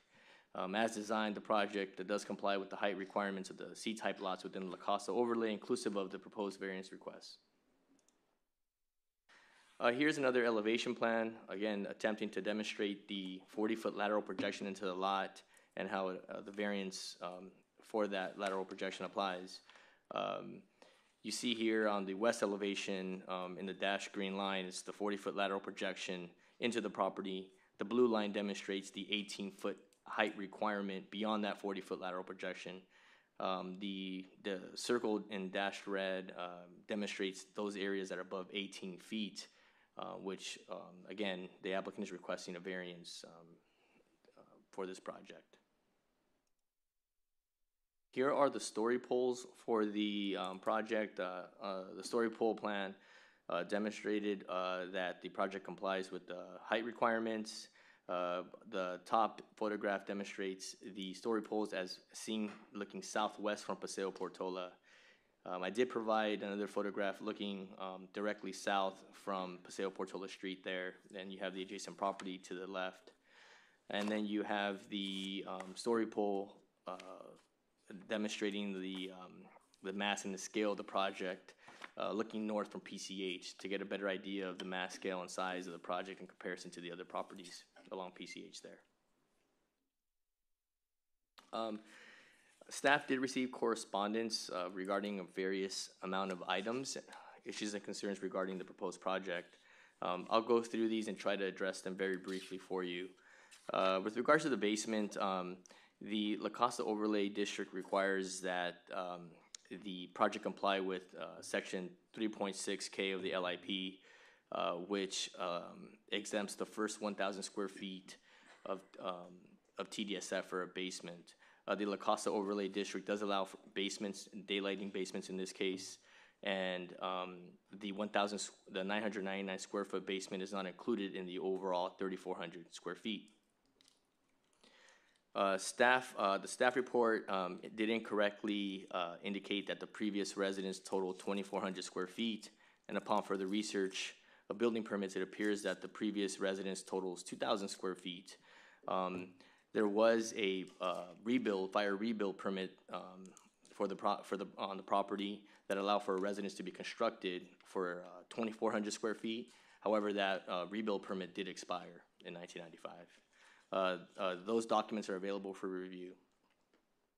With regards to the story poles, the story pole plan was cross-checked with the elevation plan, the roof plan, and the section plans to verify the height of the proposed project. And once the pole plan is approved by staff, the pole plan is provided to the applicant. The applicant does install the story poles, and then thereafter they provide a story pole certification. And that was provided to me on January 31st of 2019. Thereafter, I went to the property and I verified that the story poles do match the proposed elevations. With regards to the unpermitted grading, apparently there was some geotechnical, exploratory, and excavation permits issued on the property in 2014. There was a stop work order issued in 2015 for access road work done outside of the scope of that geotechnical and excavation permit. So the applicant was told to stop the work, and apparently they did so, and that case was closed. These documents are also available for review. With regards to permeable coverage, the La Costa Overlay District requires 1,000 square feet of permeable area on the subject property, with the 2,628 square foot dispersal field included and the actual residence. The project provides 6,527 square feet of permeable area, which complies with the La Costa overlay. With regards to geology, the site is stabilized with the incorporation of retaining walls and a foundation that includes piles embedded into bedrock. The city geologist approved the project, and the referral has been provided to staff. With regards to the drip dispersal field, the evapotranspiration system, it has been mentioned that the dispersal field will be sited on slopes steeper than 1.5 to 1, yet the grading plans do demonstrate that the dispersal field will be sited on slopes no steeper than 2 to 1 due to grading. The drip dispersal field system is typical of hillside properties, and there's been various others approved, and environmental health staff has reviewed and approved the proposed design of the wastewater system, including the drip dispersal field. With that being said, Staff, that concludes staff's presentation, and planning staff recommends that the Planning Commission adopt Resolution 19-20 approving CDP 16-038, variance numbers 16-017 and 18-045. I'm available for any questions. Josh, thank you very much. Commissioners, disclosures. Couldn't think of them. Okay, I visited the site on my own, had a look around, got the lay of the land, and I observed that there's incredibly steep slopes on the west side of it, right at the line where the structure is proposed to begin. I noted the proximity to the known Calle del Barco slide, which I've subsequently talked to Christine about and where that is located, and in his view, it's not a significant issue. I communicated with the neighbor, Mr. Moore, about the pre-existing house, the original house, and he conveyed that its lateral projection was 4 feet short of the proposal. So rather than 53 feet, it was 49 feet. And I noted the nature of how that 4-foot difference would affect his view. I'm also aware of the project. How would it affect the view? How would it affect it? Yeah, you said you noted something. Well, I noticed it would make his view 4 feet less and from windows on that side that are not his primary view, but that it would be a substantial difference from the small windows on the west side of his house. Towards the ocean? Not towards, well, there is ocean in the view, but sort of diagonally, yeah. It's more looking up PCH. Yeah, okay. Yeah. And I'm familiar with the disaster on Hume Road where a very remarkably similar looking design failed. And this is just outside of the city limits, so it's nothing that came before staff here. But I know that the city was aware of it. This was January 2018, a house with a similar design with a retaining wall and an infiltration field, according to the news report, was saturated by rain and they left the sprinklers on and went out of town, or vice versa. And that retaining wall became basically a swimming pool, enough that the whole lower portion below the house washed away in a big landslide. And you can see on Google Earth that they've since fixed that, but that does seem to be analogous to what's going on here, so I'd want to hear how that might have been different. And yeah, in terms of disclosures, that's all I've got. John? I went to the site and walked it the best I could this afternoon. This is probably a long time ago, but 29 years ago, I had the house across the gully to the west in escrow. I dropped it, and 6 months later, the garage fell into the gully. So I was lucky I didn't buy it, but that was 28 years ago. Commissioner Marks? I also visited the site, a lot steeper than I kind of had in my head, so that caught my attention. So just whatever we can learn to help, understand the stability there would be helpful. Oh, I'm sorry. Did I mention I spoke to Christine? Yes. Yeah. Okay. Sorry. Yeah. And I visited the site, met with the applicant and their architect. Again, got a perspective of what we were looking at, steepness of the slopes. So it just helped me understand what we were talking about here. Any questions of staff? Yes. So the La Costa Overlay District provisions provide the structure shall not project laterally into the lot a maximum, or shall project laterally into the lot a maximum of 40 feet. Any projection past this point shall not exceed 18 feet in height above natural grade. To me, that sounds like it is absolutely forbidden to eat cheese, but if you eat cheese, it has to be cheddar cheese. And mea culpa, I signed off on this when I was on the city council. So, I take it staff has decided that that you can project more than 40 feet as long as you are below 18 feet. Is that staff's interpretation of this provision? So Anything, yes, anything beyond that 40-foot lateral projection has to drop to 18 feet in height from natural grade. But it's permitted if it's under 18 feet. That's staff's interpretation. Yes, and again, I attempted to demonstrate that on the elevation plan. Yeah. If they were to drop that area south of the 40-foot lateral projection to 18 feet in height, that would be compliant with the La Costa Overlay District. Okay, the second question. The elevation, the north elevation shows, what did I do with it here? It shows the basement windows, and I can't find it, but never mind. The basement windows daylight more than 3 feet.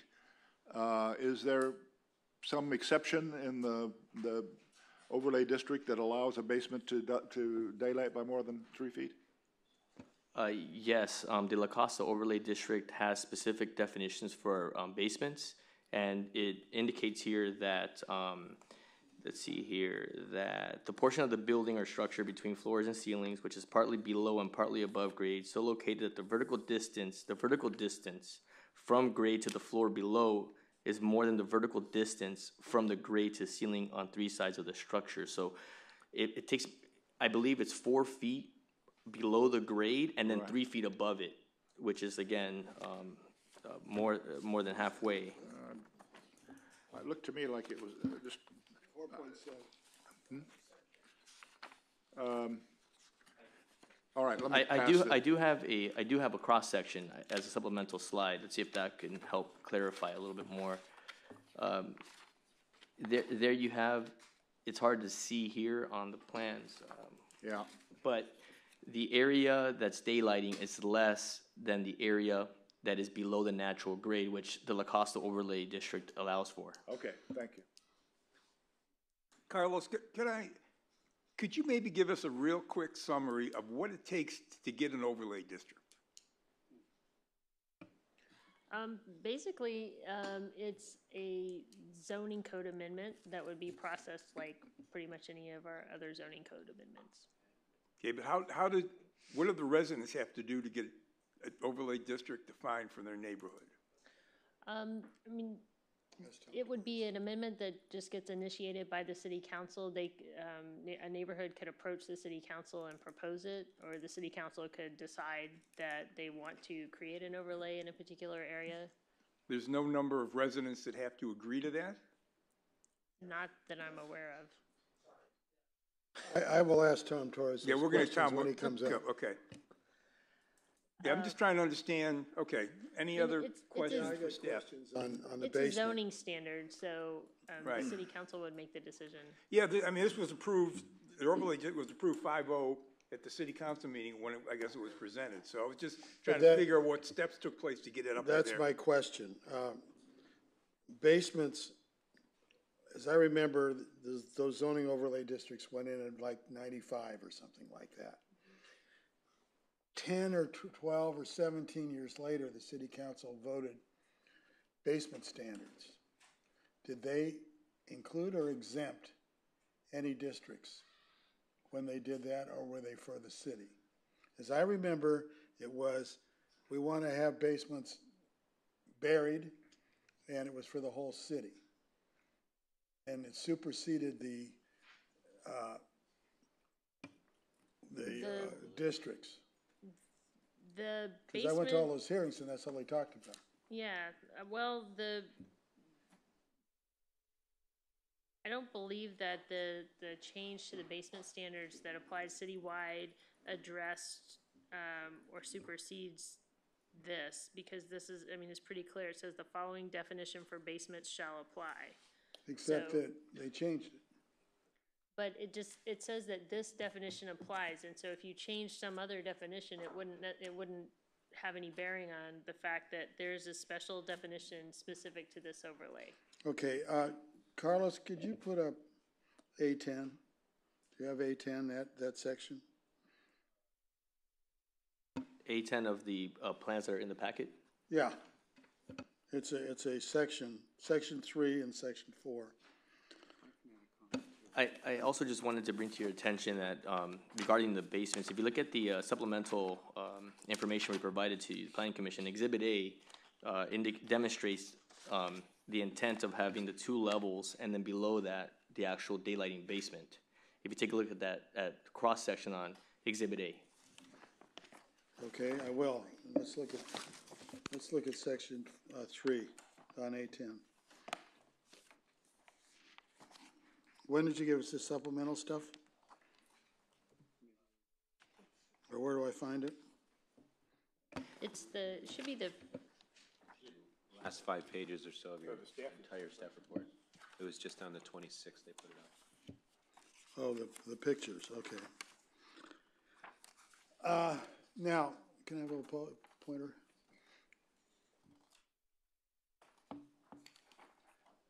That is, we need one more page. That's 1 and 2. Yeah, I'm on section, you want section 3 and 4. Yes. It's not, I don't have that slide here. I just have this one section. Okay, well, right here is, at least on the section, is a wall. And there's a walkway all the way around. It's 4 feet wide. And then the wall comes up. That's not exactly buried under natural grade. And so you have a little veranda out front with a place to watch the ocean or whatever. It's not buried everywhere but a light well. I'll show you, I think the east elevation can show that a little bit better.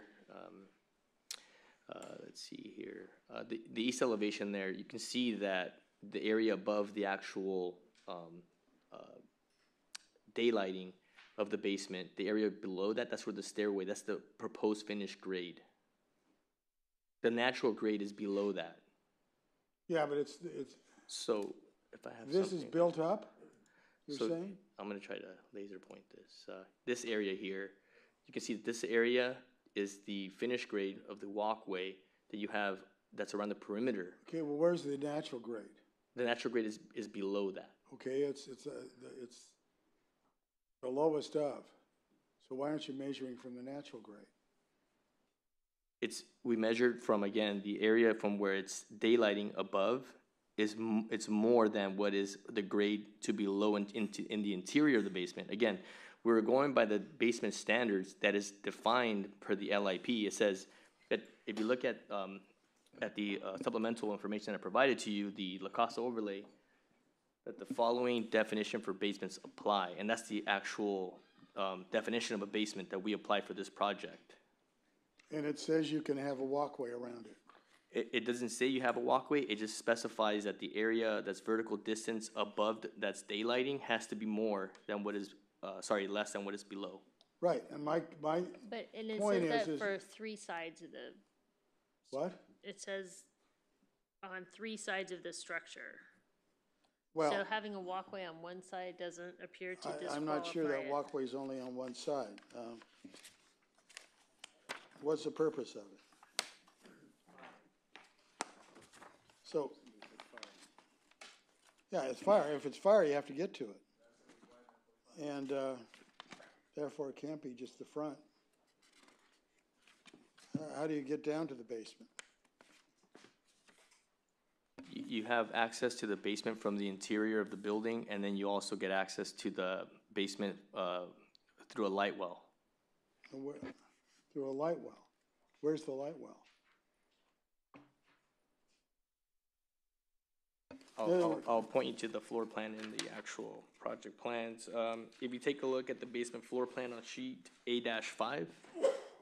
A-5? A-5, yes. You have access to the basement, the playroom, which then leads to the bedroom number 4, the closet, and then you have access to the from bedroom 4 to the light well. You say A-5. And you get to the light well from where? So you have access to the basement from the lower level down to the basement to the playroom, and then you get access to bedroom number 4, which then leads to the light well. to the south.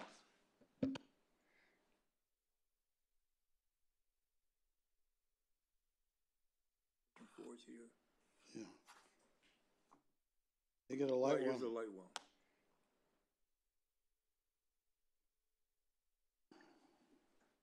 And that's a legal light well. That's 4 feet wide and, Yeah, that, we made sure that the applicant do apply the interpretation regarding basements, which is why they applied the two means of ingress and egress, and also that 4 feet wide, and that it wouldn't exceed 25% of the linear area of the actual basement. We still had the applicant implement that. okay. My question is, could you walk from the light well to the street? Or do you have to crawl a cliff?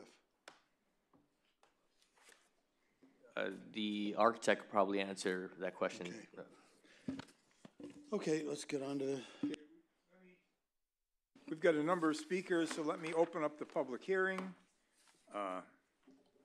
First speaker is the applicant, Sandra. You're up first, and they got 15 minutes, Trevor? Okay.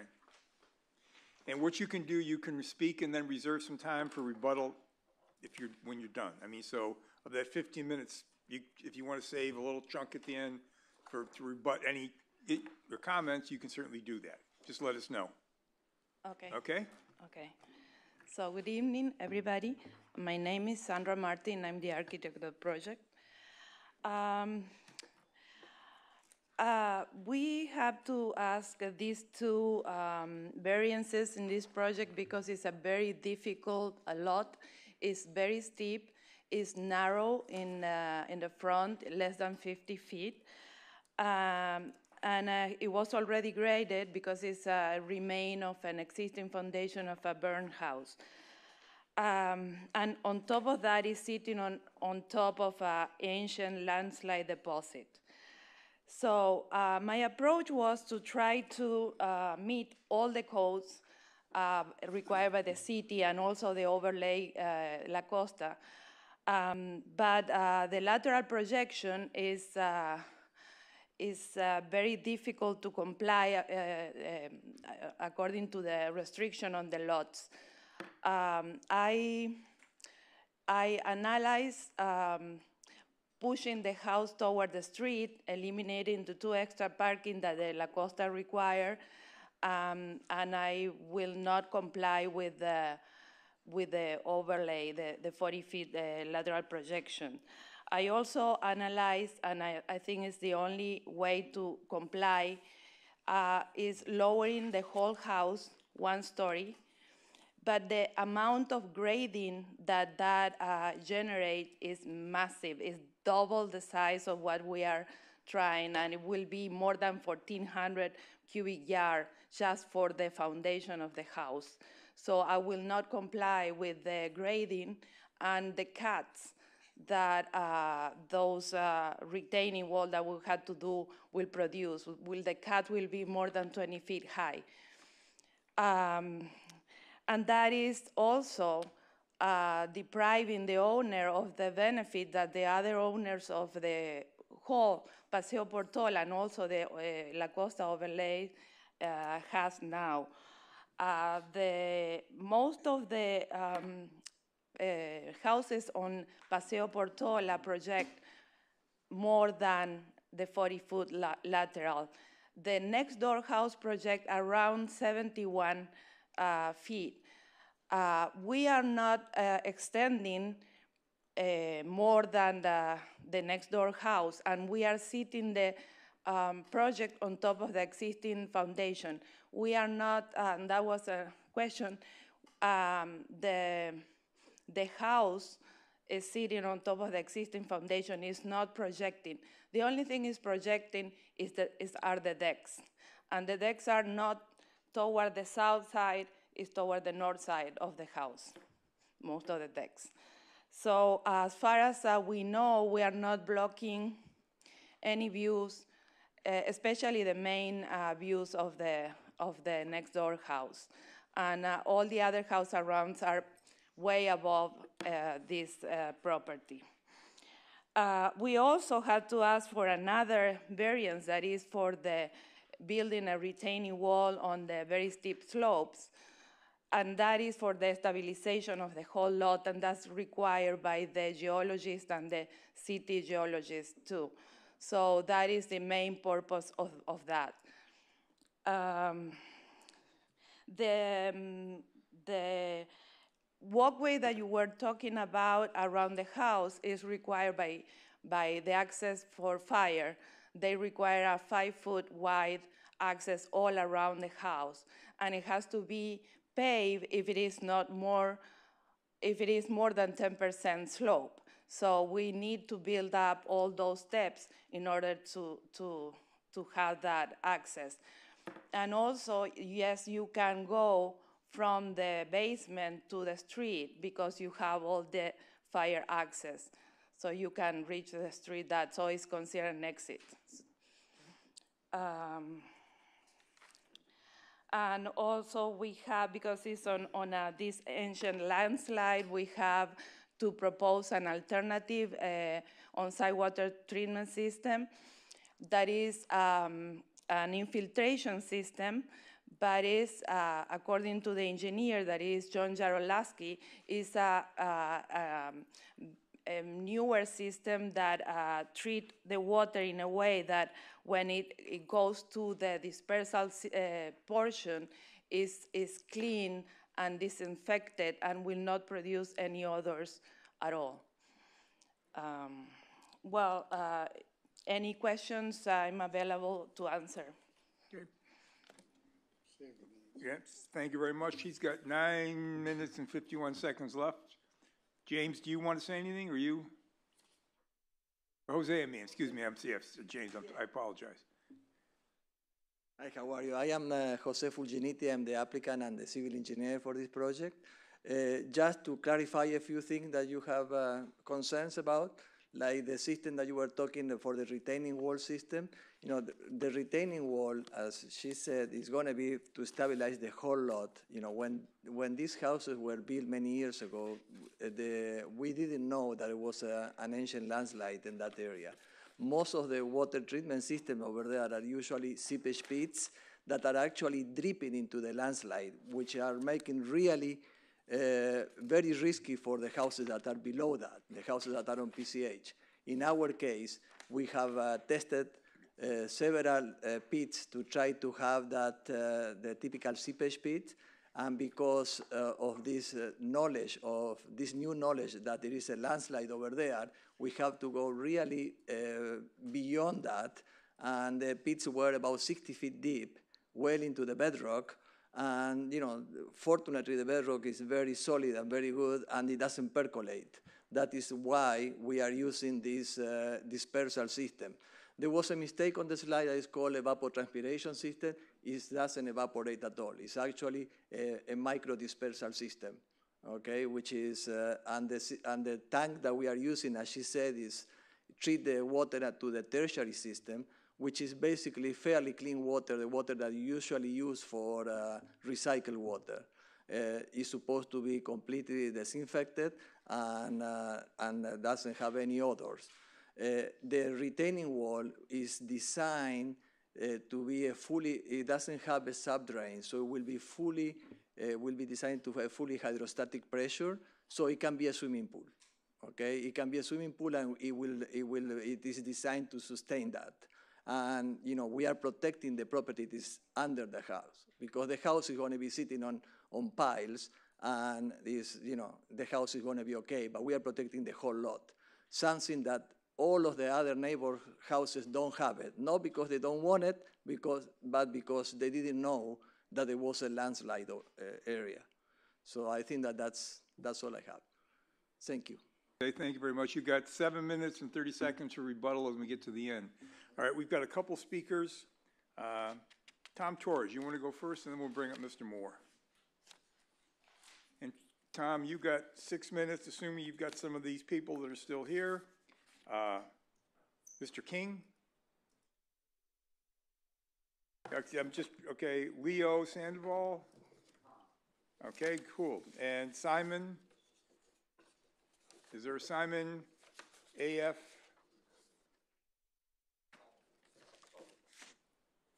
Solomon, I apologize. You were exactly right. You got 6 minutes, Thomas. Go for it. Good evening. I, fortunately or unfortunately, was part of the group that developed the standards. I'm an architect. I lived in the area. I worked with other architects. There was 4 of us and a whole group of the neighbors that were burnt out. We spent a considerable amount of time, I'm sure Mr. Jennings recalls, because he was a planning commissioner at the time that we got this process. The fire, as you recall, was in November of '93. By 2004, the 12th of January, we were already working on this. We verified every lot. I don't want to bore you, but these are like notes showing every lot. Every lot was walked. We made diagrams of every lot, so every consideration was taken into consideration relative to what was there, because initially we did not realize what our options were. We knew that most of the houses were on small lots. We had a street pattern that was very contradictory. Most of us knew that there was a lot of geological issues. The lot at the end of Portola I looked at prior to cityhood, that we could not have stability on it. It's right adjacent to this, so our client passed on that. I'm familiar with Paseo Serra, the house at the end of the street that John mentioned. That's a really sensitive area, but that's not really the issue at the moment. We know that there's a history of geological problems in the area. What we do know is that there's about 130 lots in La Costa, of which about 78 of them burnt. Early on in the process, and I'm just going to read something really quickly to you. After going through all sorts of versions, we decided that the best thing that we could do was either consider a custom subdivision, which is based on having the neighborhood organized and the neighborhood supporting it. We considered maybe we could do something with neighborhood standards, and we realized that by having to comply with the then IZO, which was very specific about what we could do, and we could either opt to take the 10% of the existing square footage, which in some cases worked, but most of them all, because the lots were so small and the houses were quite small in the area, we started developing the notion of having our own standards. But I just want to read something to you. July 20th, 1994. At that point, there were 75% of the members were in agreement. The main objective was view preservation. And by the time that were heard and were approved, September 12th, 94, we had 90% of all the lot owners. Not all the lot in the area are buildable, but everybody participated. So there was a lot of enthusiasm about developing the standards. They were not a haphazard process. A lot of energy went into it. Now I want to talk about what existed in 1994. The IZO, the interim zoning ordinance, was very clear about a couple of things. One is on Article 9 zoning, Chapter 9300. In this is what we were responding to. It said that in defining a basement, for the purposes of this subsection, a basement is the area enclosed by walls where the midpoint of all walls are below grade. So why did we come up with our own interpretation, which Bonnie Rich talked about 3 of the walls being closed and 1 open? That is because there's a variety of lots. All the uphill lots, all the A lots, had to have access to the garages that were below because they were uphill. So obviously, if there were basements without an open side, we couldn't get in. This is important because 10 years later, in 2004, it was determined that 2 things would happen. That the basements, and I'll read it to you quite frankly. In 2004, and I think Richard mentioned this at the Thursday meeting, which was fabulous, that the city adopted new basement rules allowing basements to daylight no more than 3 feet and exclude only 1,000 square feet from the TDF. So we had no intention of allowing basements to be excluded. They were included in the 3,400 square feet. That's what we determined. This lot that we're in question, which is less than the threshold of 13,599 square feet, would have been able to only generate about 3,100 square feet. So in a sense, the La Costa standards are already going to 3,400 square feet. They should be counting the basement, and at a minimum, the basement should have been a variance, because it definitely does not speak to the intent of what we developed here. Because we knew if basements were exempt and they were allowed and they weren't counted in the total development square footage, that the small lots, the geology, the street configuration would have a mess. That's fact.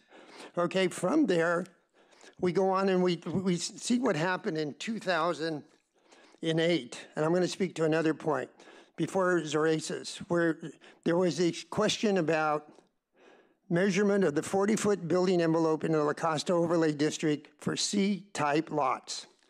And I won't go through the recital. Prior to that, in 2007, there was a lot of discussion about how that should be interpreted, where it should start, should the 40 feet float around. I had a dialogue with Mr. Jennings relative to that, and I tried to tell him what we had thought about, because we had always talked about from the front property line. Granted, the applicant is talking about a relief under the variance for the 40-foot encroachment, and I champion them for that, but the basement is an issue that is not excluded. But I want to read something very important. It says, staff has determined that to maintain the neighborhood character of La Costa Overlay District, the front property line should be utilized as the point for which the 40-foot projection into the lot must be measured from. If the 40-foot projection begins at the property line, the development will remain tucked in and along the street which it abuts, therefore preserving the views from properties located above and across the street from the proposed development. This is really important because this didn't happen overnight. This now happened, this Zorace's interpretation was 2008. Now, in 2015, interestingly enough, there's discussion now about what the city originally completely excluded the total development square footage from basements. We did not. Well, you're over time, unless you've got somebody that wants to give you another minute. Okay, you got another minute. Well, I'll sum it up and really quickly. I'll quickly shut up. But I just think that if this project is to proceed, it should have, at a minimum, and I've mentioned this to the staff, we had a long discussion. I have a great deal of respect for the staff. I fundamentally disagree because we were there. We knew what the intent was. The reason there was no discussion about basements, other than if you wanted to build a basement, it had to be in the total development square footage. And if you built on an uphill lot, you had to have access to the lot. So we had to have a basement with one side open. That's why we modified what was the interpretation here. So I do think excluding it and adding the extra 1,000 feet is not fair, particularly to the fact that at the end of the day, 90 people participated in the approval, 90%. Thank you, Thomas. We may have to call you back up. But I'm sorry? Yeah, we may call you back up. So okay, no problem. Don't go away. I tried to give you as much information. You did good. I also was noticed because I live in the area. Thank you. Mr. Moore.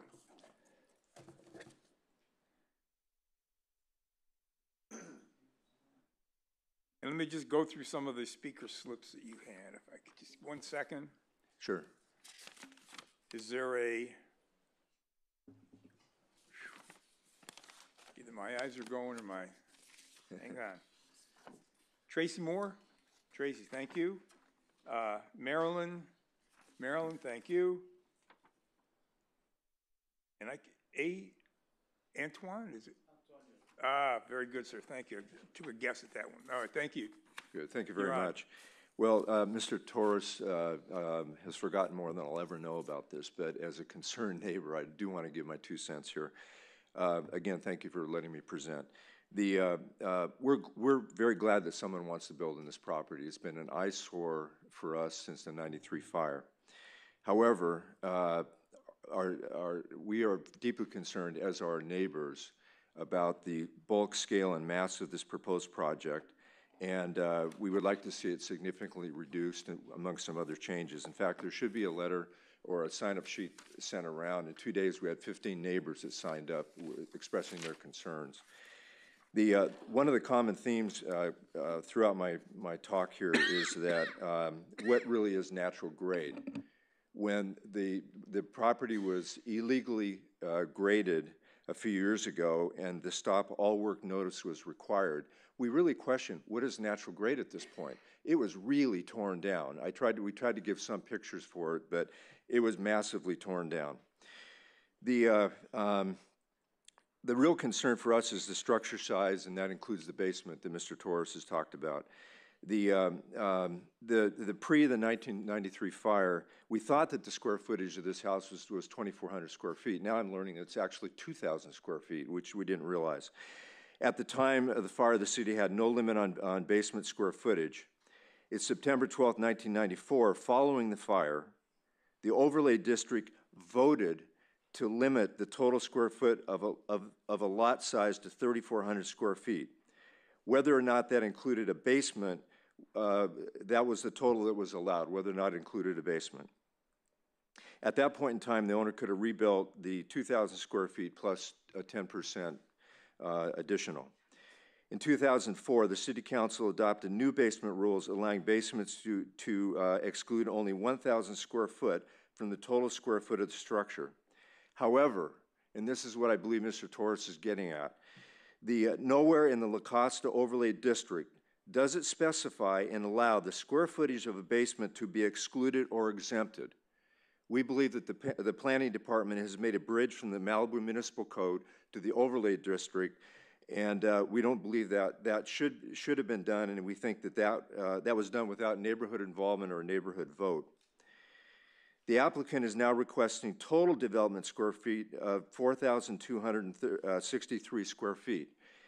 And now my original presentation was that's nearly double the size of the original house. It's now more than double the size of the original house if it really was only 2,000 square feet. So again, we believe that a variance needs to be required for this.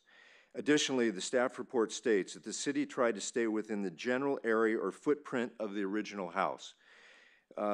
Yet this proposed project, according to my meeting with Carlos, which he's very kind to give me, it extends an additional 4 feet towards Pacific Coast Highway and an additional 25 feet more to the west. That's hardly staying in the original footprint of this house. I'm not going to say too much more about the basement location because it's really already been covered. We still think an additional variance is required for the location of the basement. According to the municipal code, a basement shall be located beneath or partially beneath the first floor footprint of the structure, and any portion of the basement wall extending beyond the first floor shall be non-daylighting, and it doesn't appear to be the case. We think another variance is required. The two variances that are being asked for right now, variance number one is this, what was discussed about going 53 feet into the lot and 13 additional feet over the 40 that's really allowed. We don't really understand why more grading and excavation can't be required. I understand it sounds like it's a major thing, but why not? Why should we give up view area? We know it doesn't affect our main viewing area so much, but it sure affects our view up to the west. And we believe, based on the picture that I sent in my letter, that it's affecting the view from up top. We couldn't get into those houses to check, but we did take a picture for one of the lots that was up there. So, and also we don't understand why more parallel parking can't be made at the top of the lot so that the structure can be pushed back closer to the street. The second variance about constructions on slopes steeper than 1.5 to 1. The staff report indicates that slopes steeper than 1.5 to 1 could not be avoided. But why can't they be avoided or at least minimized so that the size of the structure is at least minimized to a smaller structure? Then there's the issue of the leach field, or now I understand it's not even called an evapotranspiration system, it's something else now, even though in all the reports it's called that. And this is substantially in the prehistoric landslide area, plus the arroyo coming down from the Calle de Barco landside. Our research was, we talked to several experts about this, that these systems are not usually put in slopes greater than 3 to 1. Sometimes they can be put in slopes as little as 2 to 1, but that's really the absolute limit. In the Side 2 report, it says approximately 2 to 1 is what the slope is for this leach field, approximately. And in the staff report, it says grade 2 to 1. Yet some slopes are greater than 1.5 to 1, and that's what Carlos showed me in a big chunk of that property. The two other quotes that I found in the research, Bart Slutsky said the absorption rate is far too high for a drip field being installed in a hillside environment. And also in talking to Jake Holt, a minor amount of effluent is anticipated to move vertically downward through the subsurface of the groundwater interface. Now we have effluent going to the groundwater. That's very concerning to us. Okay. Retaining wall, massive eyesore, fear of collapsing, the Hume Road issue that Commissioner Hill mentioned. Mr. Moore, you're going to have to wrap it up.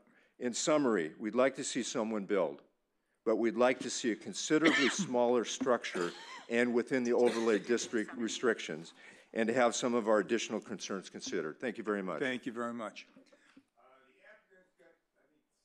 The applicant's got 7 minutes for rebuttal. Would anybody else like to speak prior to that? No? Applicant, you're back up. Okay. First of all, just to clarify some of the issues that Mr. Moore and some of you might have is all we are looking is to have the same privilege that everybody else in Paseo Portola has. You know, Mr. Moore's house is 4 levels. You know, I don't know if the code allows that anymore. You know, and it's especially for a downslope lot. I don't think that's Mr. Moore's house is 72 feet is the lateral projection measured by us.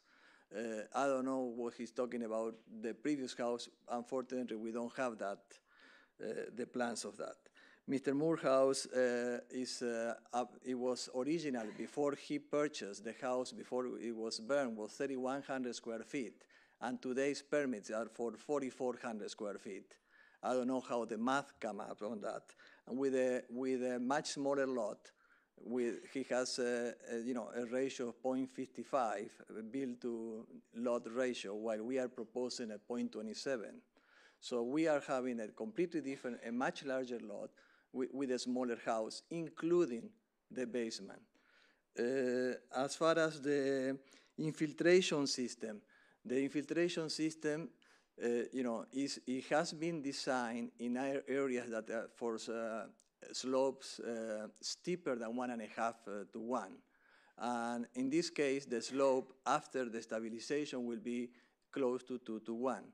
This is, as I said before, unfortunately, with today's knowledge that in a landslide area, we cannot use something different than that. As far as the infiltration rate, Mr. Jaroslawski is designing with a factor of safety of 10 with infiltration. So, it's really very safe. Again, the retaining wall is going to be designed with a full hydrostatic pressure, so you're going to, without the subdrain, so it will work as, as a swimming pool if it's needed. We don't think that, and the engineer doesn't think that that's needed, neither. Mr. J. Holt, as Mr. Moore mentioned, is our geologist, and he also recommended, he said, the retaining wall, and he actually mentioned to us, he knew this before, so every other house will have also this type of retaining wall in that street. As far as the first floor, I think that the basement is under the first floor. I don't think that Mr. Moore understands how to read the code on that. The first floor is the floor below in the code. Again, we have the data to show you the lateral projection of all the houses on Paseo Portola, and all of them are quite larger than the 40 feet. We understand that they were built before this overlay was approved and implemented. But, if we have to change the design of this house and lower it in order to satisfy, the side view of Mr. Moore's upper window on the 4th floor that is over his garage, a small window on the side, I think that, it's not fair for our client, that he will not have the same privilege. As far as the house sizes, we have the information, the average size of the houses within the 500 square feet, 500 feet of this house is 3,177 square feet. The average house in La Costa is 3,192 square feet. And so we are within 2% of the size of the house. So I hope, you consider all these facts and just provide to this client the same privilege that everybody else in La Costa has. Not because this customer came late, but just because we think that we are not going to be affecting the view of anybody else except one small window in the fourth story of Mr. Moore's house. Thank you very much. Jose, thank you very much. With that, I'm going to close the public comment. Up to the commission. Commissioners? Chair Euring? Yes. I was going to ask the planners to provide a little background on the research that they did on the overlay district, if that would be helpful, or if you'd like to ask questions first, that's fine. Yes, please do that. I want to do an additional disclosure. John's going to do additional disclosure, then we'll go. Go ahead, John. Tom Torres reminded me about the Zoraces meeting on where you measure the 40 feet from, and I actually was at that meeting.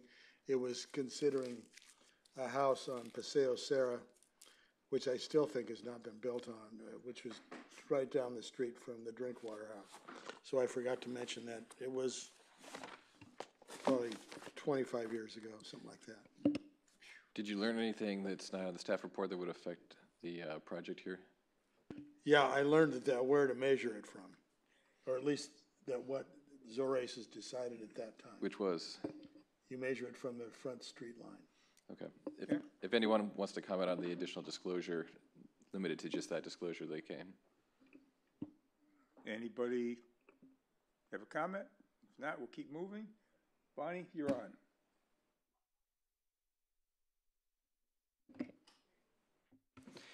I can provide for you some clarification about basement and basement sizes and how it's counted in La Costa.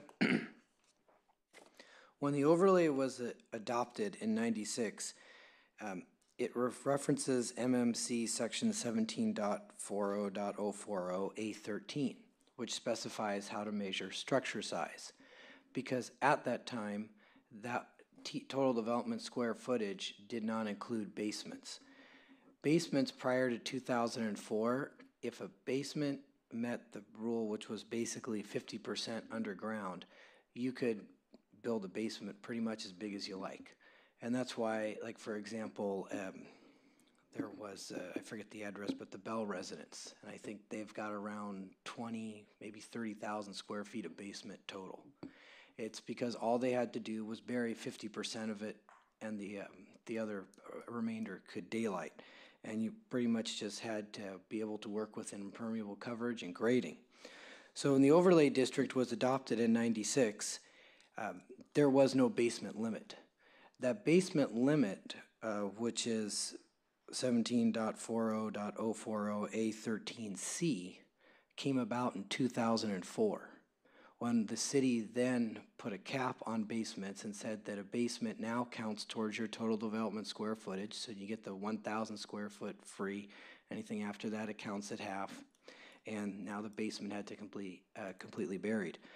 When that section of the code was adopted, it was not, no concern was given to the overlay districts. The overlay districts still were under what was originally approved. And so there was not an intention at that time. So to say that a basement should be counted, and that was something that was considered in 1996, is not a factual statement because there was no counting of basements at that time.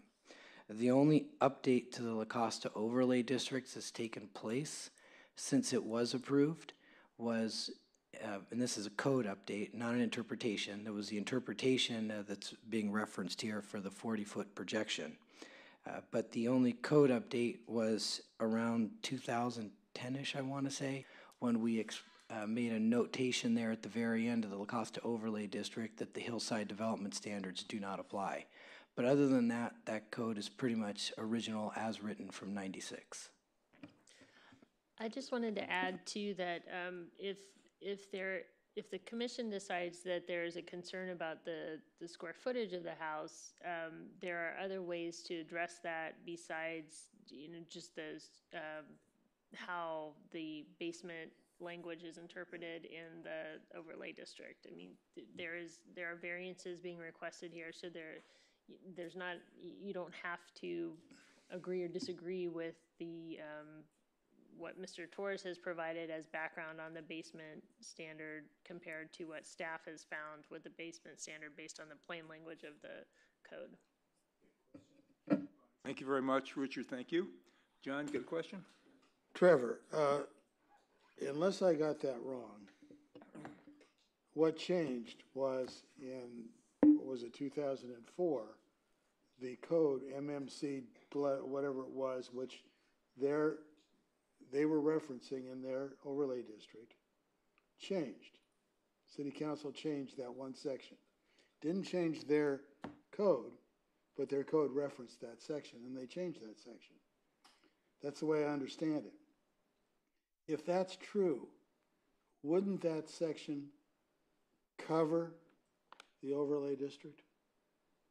Since the overlay district references the section that City Council changed. I'm not sure what you mean by cover, but but when they changed the code, they're changing where it's referenced from other sections as well. Right, and so when they do that, the overlay district said 3 walls, 1 wall could be open. When the City Council changed MMC, whatever it is, they said no, it's 3 feet except for 18 feet for a driveway, for a door with 3-foot pillar. That was their new definition in that section of what a basement is. And so if the overlay district is referencing the code section, the City Council comes along and changes it, they may not have said, we're not changing it for all these overlay districts, but they changed what the reference was. So they, in effect, changed it for the whole city. There's nothing in there that excluded any no, because you're trying to say that the general definition of a basement would apply here, not the definition that's specifically specified in the overlay zone? Well, the overlay zone referenced the MMC. No, the overlay zone defines the basement as a special definition for basement. And then in terms of how the TDSF for the basement is determined, then you would reference how that's calculated under the rest of the code. Well, Richard just said it referenced that. Can I just interject that the special definition in the overlay zone is silent on the question of whether it is exempt or not? No, but the structure size, which is item number 1 in the overlay district, refers to the formula for TDSF and does not mention any exclusion of or change to exclusion of basement. That's the thing that... Yeah, but what I'm asking is different. And maybe Richard said it wrong, but it's my understanding that he said the overlay district referenced that particular section in the code which the City Council changed. I'm not sure what you're referring to, Richard, but I want to try to simplify the issue, not make it more complicated than it needs to be. In terms of how a basement is defined, the section Richard's referring to is how basements are generally defined in the code. There's a special definition here for the overlay zone because of the nature of the area, and that definition of a basement is separate from the overall definition of a basement in the code. If they wanted to change how a basement was defined in the overlay zone, they would need to change the definition that was specifically made in that overlay zone. But Richard, here's my question. That was the definition before the City Council changed it. 50% could daylight. It didn't say which 50%. If half of your walls were covered, and they did it all the time. That's why they changed the definition of a basement. So at the time the overlay district was made, the whole city was that way. Correct, but the definition in the overlay district, I'm trying to, I don't want to get too deep into this here. The definition in the overlay district specifically says what a basement is. And how is that If you were, it's defined in the overlay district as basically bearing about half of it and daylighting the front half, as Tom Torres mentioned, because of how the lots are. That definition would be in direct conflict with Section 3, which talks about the square footage for basements, because in Section 3 of 1740.040, in there, it not only talks about the size of basements and square footages, how it counts, but it also defines what a basement is. So the city council, I don't believe, inadvertently made a mistake, nor the Coastal Commission, because a consistency analysis was completed. And so it was identified that there are two different definitions. But before, and this is where I'm trying to get the difference in the definitions, before the city council gave away the 1,000 square feet and said only 3 feet could daylight, the definition of a basement was 50% covered, 50% above ground. You could slice a building downhill from corner to corner, and Norm's done this a million times. You could slice it that way, exactly the same definition as what LaCosta said. It was no change. So why, when they adopt a change, would it not apply to everywhere else in the city was the same? I don't know if there are other sections that also define basement separately, but in this case, when you have a specific zone with a specific definition for a basement within it, you need to follow what the zoning is requiring specifically for that basement to be. They've chosen to depart from the regular basement standard. If they didn't want to have the regular basement standard, they wouldn't have a special definition of what a basement is in the overlay zone. Otherwise, not only is it superfluous, but it would also be, cause conflicts in terms of interpretation. So it would need to be removed. Well, it's a matter of timing, but whatever. Okay. Any other questions? Commissioner Hill? Jeff, you were going to go next? I have a question. Tom Torres, where are you?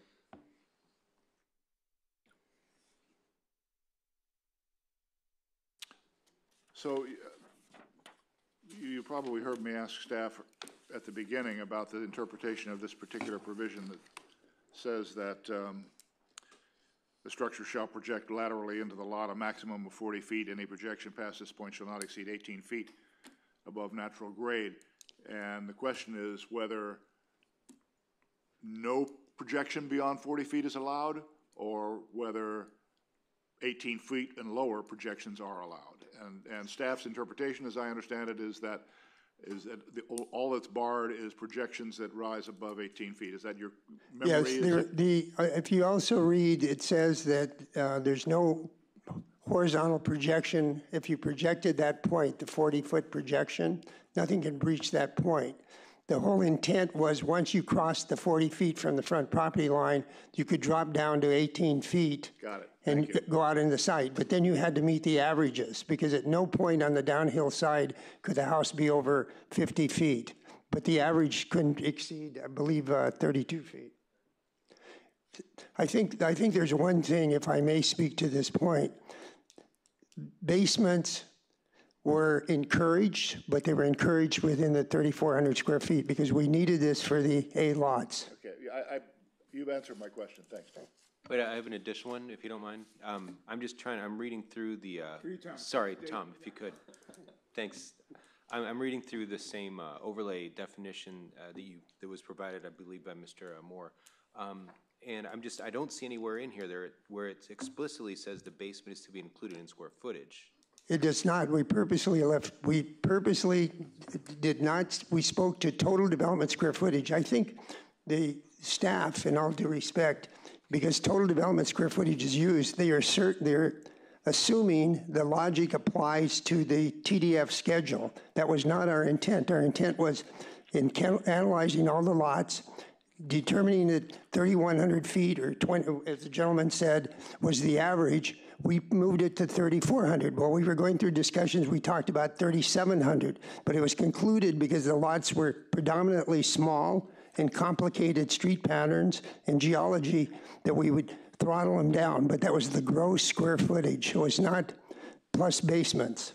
And so in terms of the calculation. And that's why it's silent, I might add. Okay. In terms of then what LaCosta has for the calculation on TDSF would not include garage, or would include garage? Yes, it would. Yeah. So you're at a total of 4331 on that order for this? No, we'd be at 3,000 feet, 400 square feet for the garage. Sorry, in terms of the applicant in front of us? Yes. The calculation for the cost from what you're stating would be around 4,300 rather than the city's statement of something like 30 or 34. Yes, sir. Okay, thank you. I have another question. Jeff, go ahead. Either Tom or Mr. Moore can maybe answer this. It's evident from the aerials and the photographs we have that the houses to the east of the property in question extend, it looks to be like quite a bit more than 40 feet from the measuring point. Yes. And were those houses, how did it come about that those well, houses, the second house on Portola. Let me finish my question, Tom. How does it come about that those houses were able to be built like that? Was it because they were grandfathered from before, or was it because they were they burned down? What can you tell me about that? I suspect, well, let's start at the top. As we come down Portola, the first house, which has the pitched roofs, I did that. I didn't do it. It wasn't the original architect, but a second architect. That did not burn. Several of the houses on Portola, not all of them burnt. The house in question obviously burnt. I believe, you'd have to ask Mr. Moore, but I believe, my recollection, he elected to rebuild what was there plus 10%. And I don't know whether the numbers that the gentleman spouted included the garage. If he'd got the information off the tax assessors, it excluded it. So the gross was 400 or 500 more square feet plus 10%, so maybe it's in the realm of 4,000. I elected at the end of the day to rebuild my house that I had prior to the fire, and that was because my house was relatively new. I built it in 1980, and so it just got so complicated at the end, I just built what I had. So yes, there's mixed square footage, but I think the gentleman's leaving out a very important point, and that is, after the disaster, people looked at every opportunity to rebuild, like what's going on right now. The gross plus 10% or doing something new. And it was clear to the neighborhood that we had to do something new because the lots were too small and too complicated with all these other issues. No, I get that, but the point I was trying to get at really was to find out whether in the process of rebuilding those houses that are to the east, whether they had obtained variances from the standards that were then in place, or whether they were just rebuilding and putting back what was there plus 10%. I would say that most of those houses, because I couldn't speak. I just know the two at the end, but I know the one that I did not burn, and it's still in place pretty much as it was to begin with. Right behind it on Rambla Vista, the corner house burnt. The house next to it I did, that's all on hydroggers, which has a lot of geological issues. So I'm familiar with you.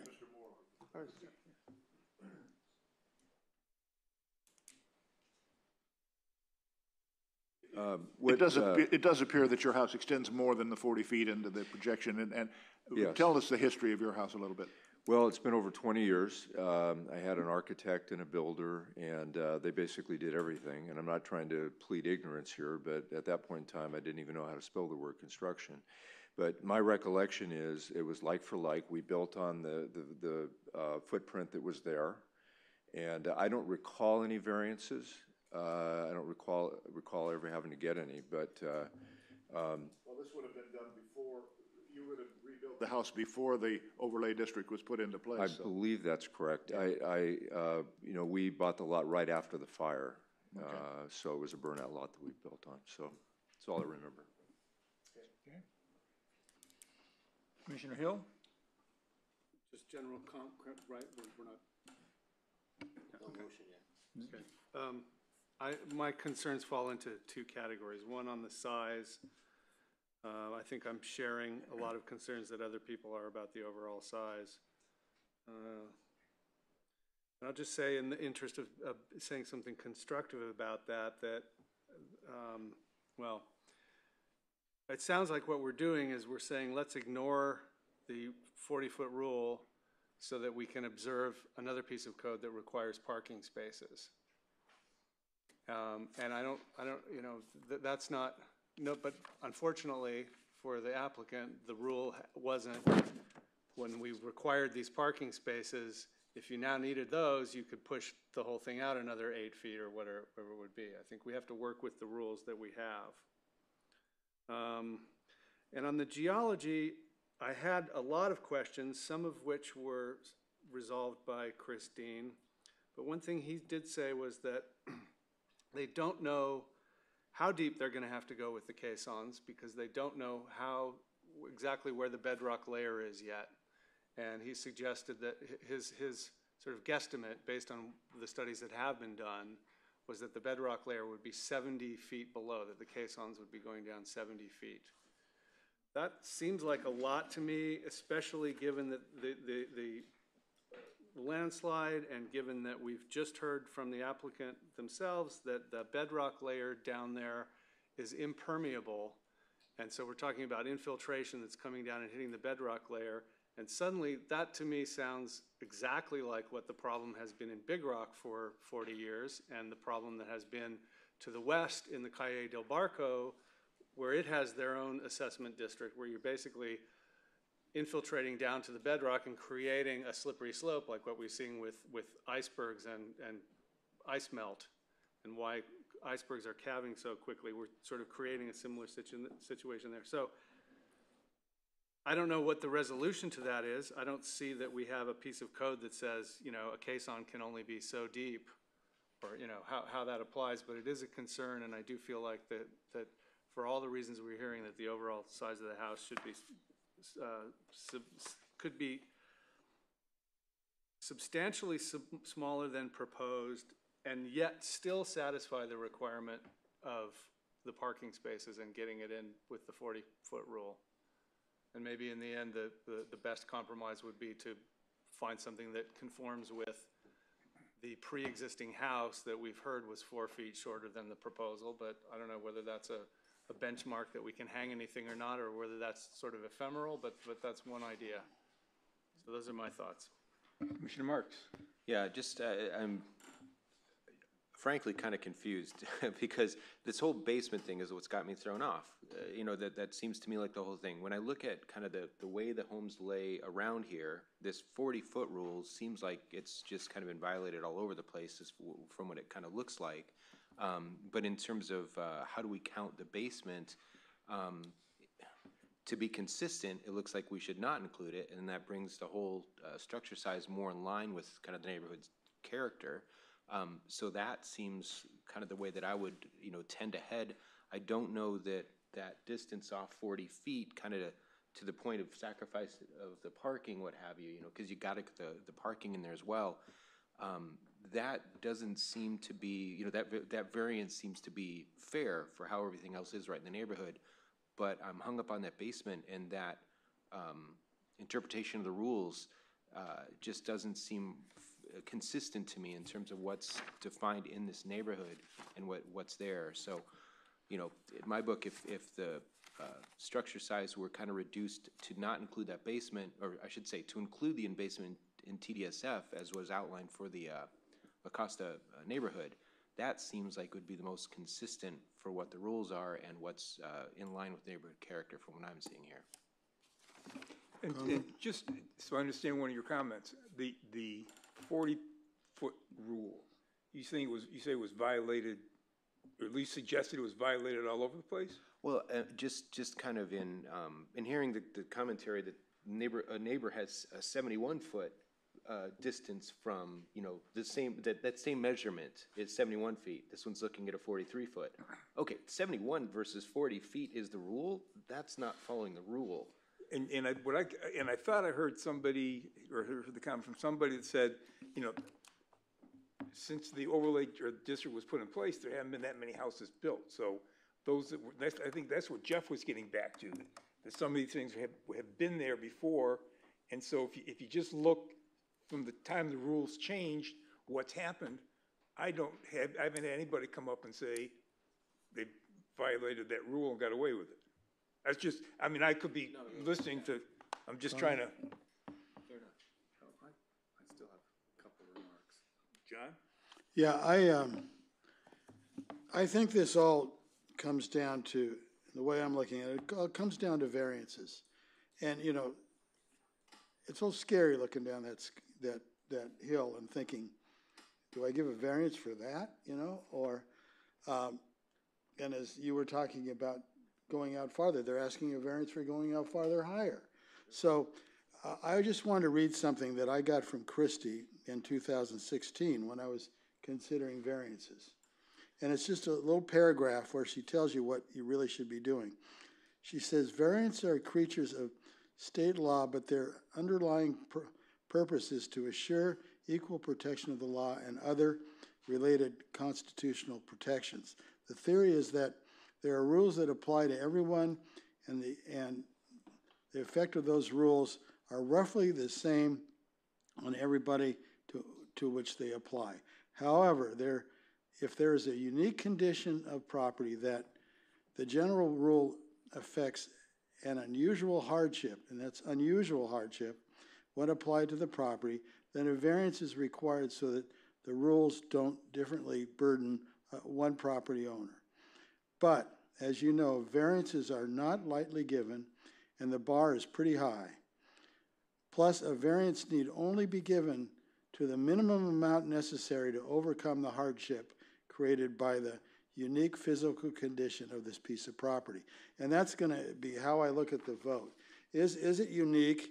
Is it this property is physically that different than the other properties? And I believe that zoning rules are zoning rules, and there are very rare exceptions to them. And that's basically what she's saying. If you can build a house that follows the rules, then you don't need a variance. And for example, in this case, they said, oh, gee, we got a ton of grading we have to do if we dig under it. Well, we don't count that grading. It's underneath the house. So we don't have to give a variance for that. So I'm looking at this, and we'll come to a vote here as, you know, do I really want to change what the 90% of the neighborhood did 25 years ago? And what those reasons were for, but I still want to keep within reason. Now, I just want to make one other comment. Years ago, Norm stood up here and explained caissons, and he had a great example. They work wonderfully. They're great things, but they're like straws. If they're way too long, they bend in the middle. And so when I start hearing 70 feet, 100 feet for caissons, I get a little squirrely because I'm not an engineer, but I can see his example of how you push on a straw in the middle. The longer the straw, the easier it is to push on it. Okay, that's my comments for now. Let's see. Close it down and come up with a motion. Let Mr. Craig Hill, he's got one. One comment, then we'll come back to you, Jeff. This might be relevant. I don't want to get down to a motion. And this will lead to a question for you and possibly for Mr. Torres. On the municipal code has a section on slope setbacks, that things have to be 25 feet from a slope of 1-to-1 or greater. In the La Costa overlay, that language was omitted. In the Malibu Knolls overlay, some of the setback language was omitted, but that particular requirement of the setback was not omitted. And I was wondering whether the La Costa overlay purposefully omitted any slope setback requirement, or was that somehow arbitrarily left out of the thing? Because my concern is that the west side of it, falling into that canyon and building right on the top of that edge there, it just seems like if that slope setback requirement is in place, then that would require pulling the house in some and making it safer. And that seems, maybe that's a unique circumstance that needs to be, a setback should be required there regardless, but I don't know, do you have any recollection of how that My memory of the process was that the overlay districts that came together because they wanted to change things in the general development standards. And so the focus was on what is it about the general development standards we don't like and we want to change. In general, if you didn't mention it, then the general development standards apply.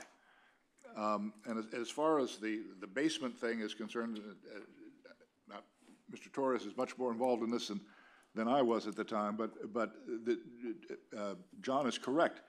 At the time the overlay district was created, the general standard for a basement was you don't count it in TDSF. And so I think that lots of things can slip, and you say, oh, I should have thought of that at the time. But basically, to me, that means that if they wanted to change that rule, they should have said, oh, yeah, and by the way, we aren't counting basements in TDSF. But a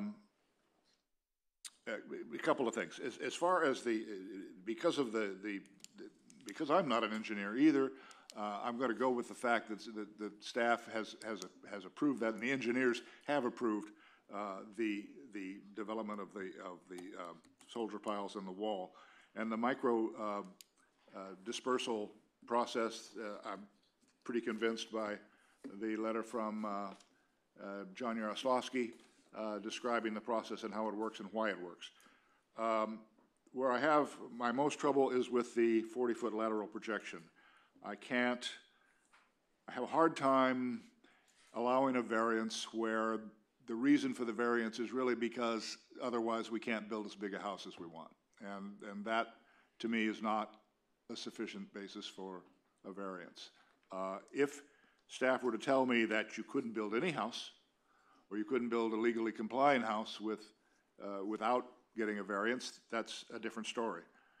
But it's ironic in a way, because we've had several situations come up where, on the coast particularly, where people say, you got to relieve us from this 2 outdoor parking space problem, because otherwise we can't build any house at all. If this case had come forward and said, you know, we're going to comply with the 40-foot line, but gee whiz, we can't have 2 parking places, I would be much more inclined to support it. Which, not to spend too much time on it, but is the tragedy of why this decision-making process comes at the tail end of the process rather than at the very beginning of the process, where after they've spent hundreds of thousands of dollars, no doubt, in architecture fees and so forth, now getting up to the point where we're saying, oh, gee, no, we don't think that you know, you should have gone about it a different way. But be that as it may, we are where we are, and I cannot support the variance for the intrusion into the 40-foot lateral projection, at least that portion that's above 18 feet. One last question. Yeah, you actually were headed the same way I was about to go, Jeff, and that was what would be the process to have a variance on parking so they could pull it in 10 feet or so, you know, and maybe have a few foot overhang, something along those lines. Changes the whole. Well, just for hypothetical, I mean, I know there was a grading issue, as pointed out by the architects as well. Maybe if you could speak to that for a moment, if you could come up just to give us an idea. In order to comply with the 40-foot lateral, you had to lower the house. There is no way to comply at that level. So you had to lower the house, the 2 stories, you lose the basement, so forget about the basement, but then the amount of grading, you will need 2 variances there, because it's only allowed for 1,000 cubic yard, and this is going to be almost 1,400 or more just for the cut. And then the height of the retaining wall toward the street is going to be more than 20 feet high, which is not allowed either. So there is another variance that it gets triggered. So I'm really between 2 things. Yes, I can lose the 2 parking and try to meet with that and reduce the size, but it is the limit that I have on the top floor is just for a garage and a stair, and then I had to go lower. So the only way to comply is then you had to let me do all that amount of grading with all the traffic that will generate, and then those cuts that I don't know, it will produce a risky situation for the geology point of view. I don't know. Let me ask one question. You've heard our discussion here. I just wanted to ask if you would want to consider withdrawing at this point, kind of redrawing something up that you feel would get through based on the input you've had? Or, well, I know, I'm just wanted to throw that in front of you in case you want to consider that, or? I mean, we are trying to work anything. I mean, if I can't comply, I will comply from the beginning, because this is not that we want this and there is no option. The problem is that I don't have any options. Let me ask Richard. Okay, one more question. You still on? Well, I guess just to be clear, the option that Commissioner Jennings is pointing out is you have the option to reduce that higher portion to stay under 18 feet in the envelope, and then everything would comply. The problem is that because it's already grade and I own on top of the already retaining foundations over there, the height is really high. So any story that I put there is not going to comply. So I need to push the house lower and trigger the amount of grading. So I don't know which is worst. Okay, one more and question. on top of that is being that the house next door stick out a lot. We are not blocking his view, and we are not passing that. So. Okay, thank you. Richard. One last question, guys. Richard, if they continued this hearing and came back with a radically different house, which it looks like the variances we're not getting ready to grant, can you do that, or do you have to start over when you get a radically different house? The process would be that they would give us a revised drawing. We would check with our inside agency reviewers, and unless something changes, like unless the foundation changed or something like that, it may not trigger a new review. Well, it sounds like the foundation's going to change. In other words, let me finish. In other words, we're saying, and we haven't voted yet, but it sounds like we're saying you're not going to get these variances. It sounds like, now you have to realize you don't need a variance you could dig to China underneath your house, and you don't need a variance. No, you need a variance over 1,000 cubic yards. No, only for grading outside of the footprint. Okay? If it's underneath the house. All right, guys, folks, one conversation. We're just. Okay, please. so here's what yes. Chris is saying. We can either vote now on up or down, or you can ask for a continuance and try to fix what we're talking about and come back. One process involves starting over from scratch.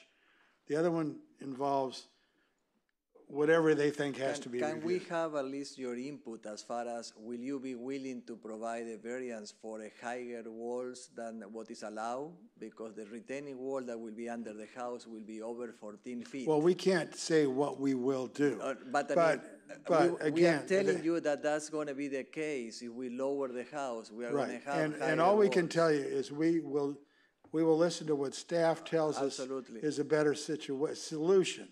But and you guys tell me if I'm wrong. The consensus seems to be you're not going to get the 40-foot, the 70-foot or whatever it is thing, and we have to look at and some of us have some concerns about how steep the slope can be. So the question is, would you like a continuance? Yes, we would like to continue. Okay, I move we continue the item to a date uncertain. Second? Second. All in favor? No. Aye. Aye. Anybody opposed? No. Okay, done. I move we adjourn. Thank you. Done. Oh, I just wanted to make one comment. This is just can be just for you. I just wanted to mention that we are planning to have that special meeting on April 29th for the Point Doom Elementary. For the high school, or the grade school, whatever school. Yeah. Can we have the staff report a little early? You can. It'll be 10 days early, like normal. Okay. Can we get a day off at Christmas? Yes, you may. Thanks, Ma.